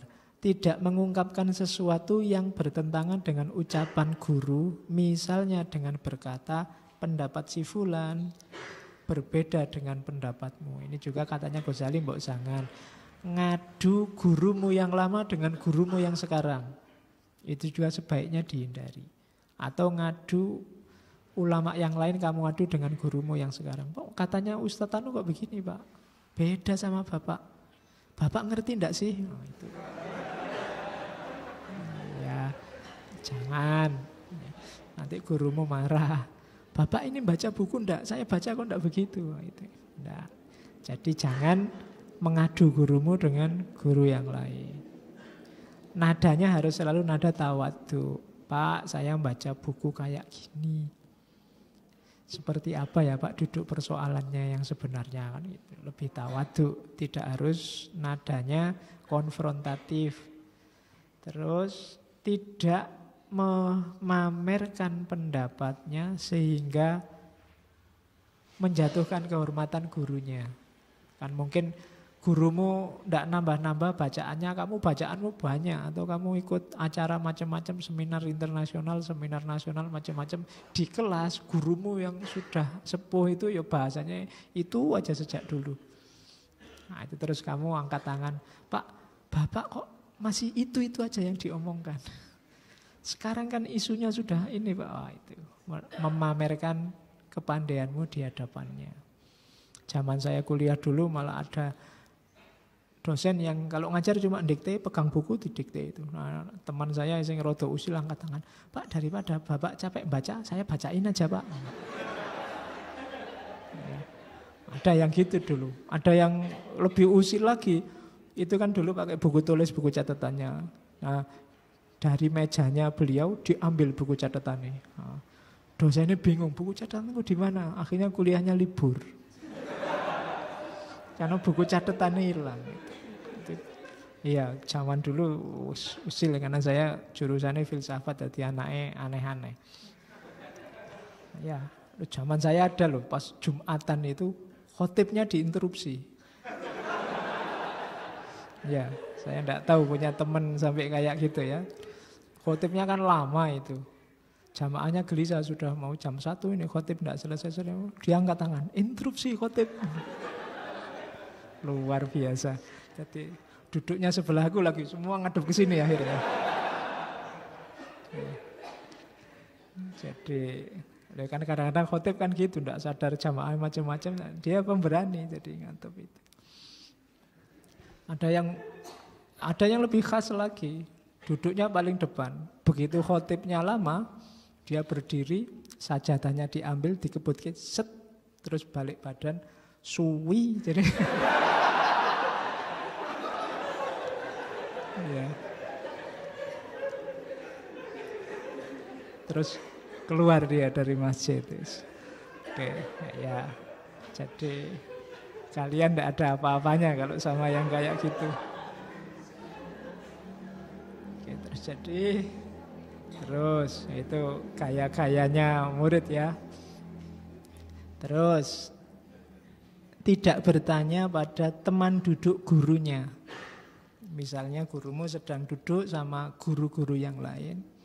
Gurumu kamu cuekin, kamu merasa ini yang temannya guruku ini lebih dahsyat ini. Terus kamu ngobrolnya hanya temannya gurumu. Itu kurang adab. Terus tenang, ndak tolah-toleh kalau sedang ngobrol sama gurunya, apa gurunya ngajar, fokus. Terus tidak banyak bertanya. Yang ketika gurunya sudah capek, sudah bosan, sudah ngerti gurunya ini mau banyak acara, sebentar Pak, tanya dulu Pak, sebentar. Nah itu, yo nanti lah kalau gurunya kelihatan lebih longgar waktunya baru kamu tanya. Terus ya tidak berburuk sangka pada gurunya. Kalau ada yang tidak dipahami atau bertentangan dengan penjelasan gurunya. Nanti di Bidayah itu banyak sekali cerita Ghazali tentang Musa dan Khidir. Karena guru itu kadang-kadang lebih ngerti. Murid hanya memahami sejangkau pemikirannya. Maka manutlah sama gurumu. Kayak ceritanya Musa sama Khidir. Nah, kamu juga kalau di rumah ketemu sama orang tua. Ya, sama orang tua juga harus ditata adabnya. Kalau ini mungkin sudah biasa. Dengarkan kalau orang tua ngomong. Meskipun kalian sudah S1, S2, S3 mungkin besok merasa lebih pintar dari orang tua. Tapi apapun yang dikatakan orang tuamu, dengarkanlah. Terus hormati mereka. Kalau mereka berdiri, ya kamu ikut berdiri. Kerjakan yang diperintahkan. Kalau jalan, jangan di depan mereka. Kalau ngomong, suaramu tidak boleh di atas suara mereka. Intonasi tingginya. Sambut panggilan mereka, cari ridho dari mereka, rendahkan dirimu di hadapan mereka, tidak ngungkit-ngungkit kebaikan, kebaktian yang sudah kamu lakukan, tidak boleh melotot, menatap mereka secara tajam. Jadi kan, mungkin ada beda tradisi di kita. Kalau di barat itu kalau ngomong sama orang tua, ditatap wajahnya, ditatap matanya, tapi ya tetap tidak boleh melotot. Kalau melotot di mana-mana tidak boleh. Kalau di tradisi timur biasanya jangan ditatap wajahnya meskipun jangan tolah-toleh. Perhatikan sambil menunduk. Kalau di barat memperhatikan itu gayanya sambil ditatap wajahnya. Dua tradisi yang berbeda tapi intinya sama. Hargailah orang tua yang sedang ngomong. Terus tidak bermuka masam. Apapun situasinya. Meskipun kiriman padamu telat, meskipun kamu minta beli motor nggak dibeli-beliin, meskipun jangan sampai ngomong ndak enak bermuka masam apalagi di depan mereka. Oke, jangan salah, galaunya orang tua 2 kali lipat ketika mereka ndak bisa memenuhi keinginan anak-anaknya. Jadi bukan kamu aja yang sumpek, mereka juga sumpek. Tapi mereka tahu apa yang terbaik buat dirimu. Jadi tidak boleh memasang muka masam, tidak boleh mengangkat suara lebih tinggi dari mereka. Kemudian tidak melakukan apapun keputusan yang besar-besar tanpa seizin mereka. Ya meskipun tidak harus lebay, yang kecil-kecil ya kamu ngerti sendirilah. Tidak harus tiap kali mau ke warung, Pak ini warung mana yang saya harus ya. Kamu boros pulsa, yo kamu sendiri ngerti lah mana yang harus minta izin, mana yang biasa, urusan biasa, tidak harus kamu tanya. Terus ini juga hati-hati, bergaul dengan awam, orang yang level pengetahuannya di bawahmu. Hati-hati katanya Ghazali, kadang-kadang kita sering terpengaruh oleh mereka. Bahasanya Ghazali orang-orang bodoh. Orang bodoh yang sok tahu. Ini kan kita sering terlibat pembicaraan, terlibat obrolan sama mereka. Biasanya di WA, di Facebook, begitu bahas agama semuanya jadi ustadz. Ya kan? Begitu bahas politik semuanya jadi politisi. Begitu bahas, hari ini banyak bahas film, semuanya jadi kritikus film. Nggak, itu berarti ciri-ciri orang bodoh. Rumusnya Ghazali apa? Yang pertama, ndak ikut ngobrol banyak-banyak sama mereka. Kalau kamu sudah tahu bahwa ndak ini bukan ahlinya, ya sudah ditinggal aja. Daripada kamu capek. Jadi tidak ikut terlibat secara dalam dengan pembicaraan mereka. Yang kedua, ndak usah terlalu diambil hati ucapan-ucapan mereka. Wong dasarnya memang tidak tahu. Itu kalau dalam klasifikasi Ghazali kan, ini orang tidak tahu, yang tidak tahu kalau dia tidak tahu. Sehingga dia merasa tahu, padahal dia tidak tahu. Itu orang paling bahaya di dunia. Nah ya, karena dia berfatwa dalam ketidaktahuannya. Memvonis orang dalam ketidaktahuannya. Menilai orang, menjatuhkan orang dalam ketidaktahuannya. Hari ini banyak yang kayak gitu. Jadi orang layadri walayadri annahu layadri. Orang yang tidak tahu dan tidak tahu kalau dia tidak tahu. Maka kita kalau tidak bisa menasihati dan menyadarkan mereka, jangan terlibat banyak sama mereka dan tidak usah terlalu diambil peduli kata-kata mereka.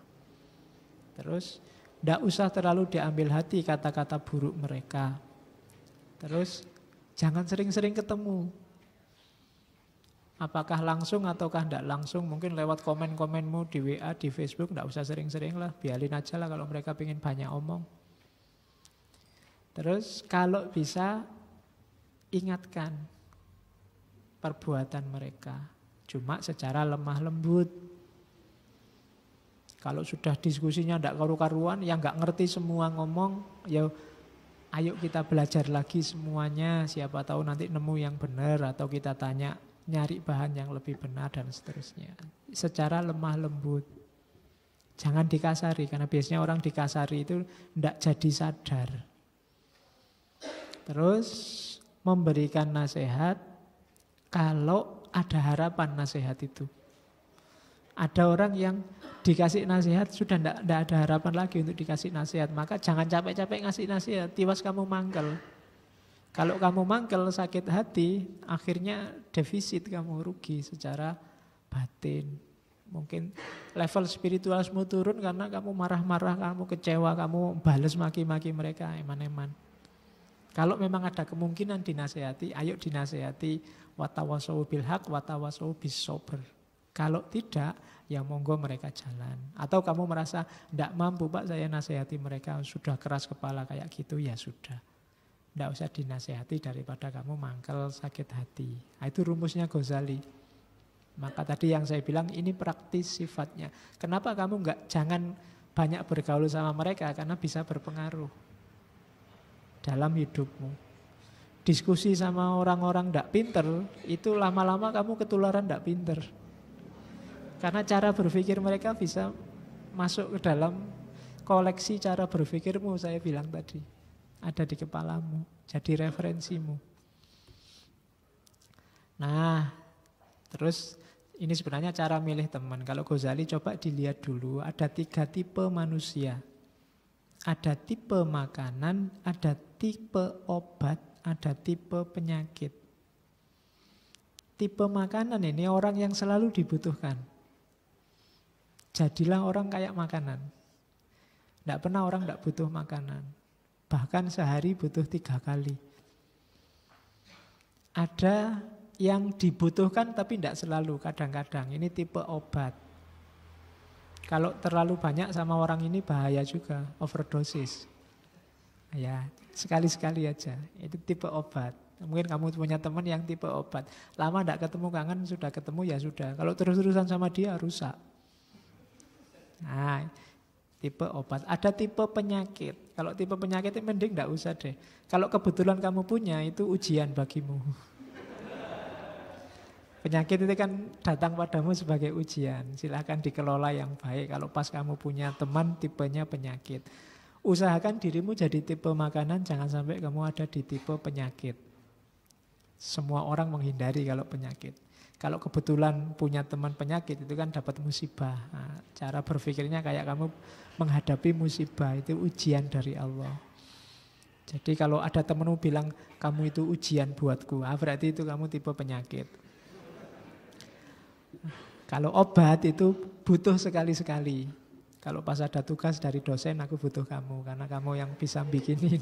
Kalau sudah pergi jauh-jauh, nggak usah banyak di sini. Itu kamu tipe obat. Tapi kalau selalu dibutuhkan kehadirannya, tipe makanan. Karena makanan itu orang sehat, orang sakit semua butuh makan. Itu tipe manusia. Nah, cara milih teman katanya Ghazali, cari yang pinter, cari yang akhlaknya baik, cari yang soleh, cari yang tidak tamak dunia, dan cari yang jujur. Rumusnya 4. Jangan bergaul sama orang bodoh karena kamu mesti akan kena imbasnya. Ada peribahasa yang dikutip oleh Ghazali, musuh yang pandai lebih baik daripada teman yang bodoh. Kayak sepak bola itu loh. Kamu mending menghadapi teman yang pinter sepak bola daripada sak timmu ada yang bodoh sekali sepak bolanya. Kalau dia ngumpan, yang diumpani musuhnya. Kalau dia itu kan malah bikin kamu sumpek. Mending musuhnya canggih, kamu bisa ngatur strategi menghadapi musuh yang canggih daripada temanmu sendiri yang bikin sumpek. Nah, jadi itu rumusnya bahwa musuh yang pandai lebih baik daripada teman yang bodoh.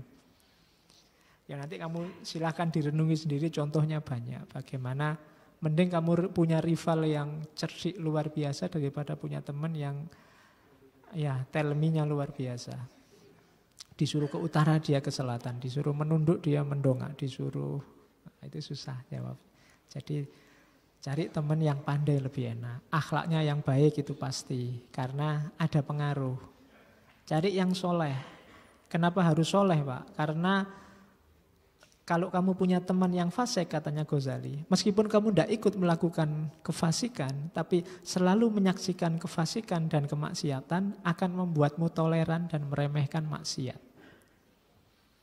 Kan bukan saya Pak, teman saya. Lama-lama kamu akan, biasa maksiat itu, kejahatan itu biasa. Maka usahakan cari teman yang soleh. Cari teman yang tidak tamak dunia. Karena kamu akan terpengaruh. Katanya Ghazali, meniru itu hukum alam. Kamu punya teman seperti di mana, biasanya kamu tidak akan jauh-jauh dari sana. Jadi maka aturlah biar kamu tidak tamak dunia. Yang terakhir jujur. Ini pasti, punya teman yang tidak jujur itu paling menyusahkan. Mbok aku pinjam duitnya, tidak ada, tidak jujur itu. Mending ngomong teman yang jujur. Ada sih duit tapi tidak akan tak utangkan padamu. Nah, itu lebih jujur. Oke, ya, paling tidak dia jujur meskipun podo-podo orang ngutangi. Oke, terus, nah ini hak-hak persahabatan. Sesama teman ada hak ini loh, banyak ternyata kan haknya teman itu. Yang pertama, mengeluarkan kelebihan harta ketika dibutuhkan. Kalau memang kamu ada kelebihan, temanmu butuh, ya bagi-bagilah. Bagi-bagi itu maksudnya kalau ada yang utang ya dikasih, syukur-syukur gratis diminta. Terus haknya teman yang kedua, membantu saat dibutuhkan, tanpa harus diminta. Itu berarti teman yang sejati. Sebelum temanmu utang, kamu lihat ini anak ini uangnya masih ada enggak? Oh enggak ada, udah tak kasih. Nah, itu sahabat sejati. Terus menyimpan rahasia, menyembunyikan aib. Itu teman yang sejati. Jangan cari teman yang ember. Ya, ember itu kamu ngomong apa ke dia yang rahasia-rahasia sebentar lagi nyebar kemana-mana. Nah itu gawat kalau teman kayak gitu ya kan. Tidak menyampaikan cemoohan orang padanya. Kalau ada orang lain mencela, temanmu nggak tahu. Kamu jaga, biarlah. Jangan sampai temanku tahu kalau ada yang mencaci maki dia. Itu hak persahabatan. Atau sebaliknya, kalau ada orang muji, sampaikan. Temanmu akan senang. Wah, kamu dipuji Pak dosen itu loh. Kamu senang temanmu. Tapi kalau yang jelek-jelek, jangan. Terus penuh perhatian terhadap apa yang dibicarakan. Kalau pas ngobrol bareng-bareng, temanmu punya hak untuk didengarkan, jangan dicuekin. Terus memanggil dengan nama yang disukai. Jangan ngasih julukan-julukan yang jelek. Piye mblo, piye ndut, piye. Itu jangan. Jadi panggil yang bikin dia seneng. Oke. Terus pujilah kebaikannya. Terima kasihlah atas bantuannya. Belalah kehormatannya meskipun saat ia tidak ada. Kalau ada orang lain menjelek-jelekkan temanmu, bela. Meskipun dia tidak ada dan kamu tidak diminta. Kalau harus ngasih tahu, kasih tahu secara lemah lembut dan jelas. Maafkan kalau dia salah, luruskan, jangan dicaci maki. Doakan dia. Ini susah. Kadang-kadang orang itu kebanyakan egois kalau berdoa mendoakan dirinya sendiri. Di antara sahabat yang baik tanpa diminta didoakan. Ya Allah, temanku itu besok ujian, semoga nilainya bagus. Teman, aku juga ujian, semoga ada yang mendoakan aku ya Allah. Oke. Ya kalau sama-sama teman baik kan saling mendoakan. Terus ya tetap setia pada keluarga dan kerabatnya. Meskipun sudah lulus sama-sama jauh ya tetap setia, enggak apa-apa. Itu namanya sahabat. Terus hak sahabat lagi meringankan, bukan memberati. Kalau nggak bisa bantu jangan menyusahkan. Itu namanya meringankan. Menghibur. Teman yang enak itu yang bisa menghibur. Yang paling sumpek itu teman yang kebalikannya menghibur. Nggak ada apa-apa malah bikin sumpek. Senengannya nakut-nakuti. Waduh kalau kayak gitu. Kamu pilek ya? Waduh. Temanku pilek opname 7 hari kemudian itu bikin susah. Diringan-ringankan, dihibur. Anda apa-apa cuma pilek aja sudah biasa. Itu kan meringankan. Menampakkan kebahagiaan atas kemudahan yang didapatkan temannya. Tidak malah bikin susah. Loh kok kamu nilaimu bagus, sudah adil. Aku nilainya kok jelek. Padahal itu enggak. Itu bikin temanmu jadi galau. Padahal dia maunya gembira dapat nilai bagus. Tampakkan kamu bahagia, sedih atas hal buruk yang menimpa. Kalau temanmu nilainya jelek, ya ikut berbela-sungkawa bahwa semester ini kamu nilaimu jatuh. Jangan malah diketawain. Nah, rasain. Sudah dibilangin sejak dulu suruh belajar, enggak mau. Enggak. Dihibur kalau pas sedih. Ya nanti kalau mau nasihati belakangan. Jangan sekarang pas lagi sedih-sedihnya. Menyembunyikan apa yang dia sembunyikan. Mungkin kamu ngerti rahasia temanmu yang dia sembunyikan, ya kamu juga harus menyembunyikan. Itu haknya sahabat. Balapan mengucap salam, mendahului mengucap salam. Melapangkan majelis itu contohnya kayak ngaji ini kalau di tiang yang sebelah sana biasanya yang duduk di situ temanku itu, meskipun enak biarlah temanku aja tak tunggu biar dia sampai duduk di situ. Itu melapangkan majelis, tidak malah rebutan. Terus membantunya ketika berdiri. Ini kalau temannya nggak bisa berdiri sendiri ya. Nanti diam-diam kamu bantu. Apalagi yang beda lawan jenis, tak bantu berdiri, itu bahaya. Oke. Terus ya, kalau ngomong tidak tawuran, gantian, diam kata temannya ngomong. Intinya apa katanya Ghazali? Perlakukan temanmu sebagaimana engkau senang diperlakukan. Kamu ingin diapain, seperti itu perlakukan temanmu.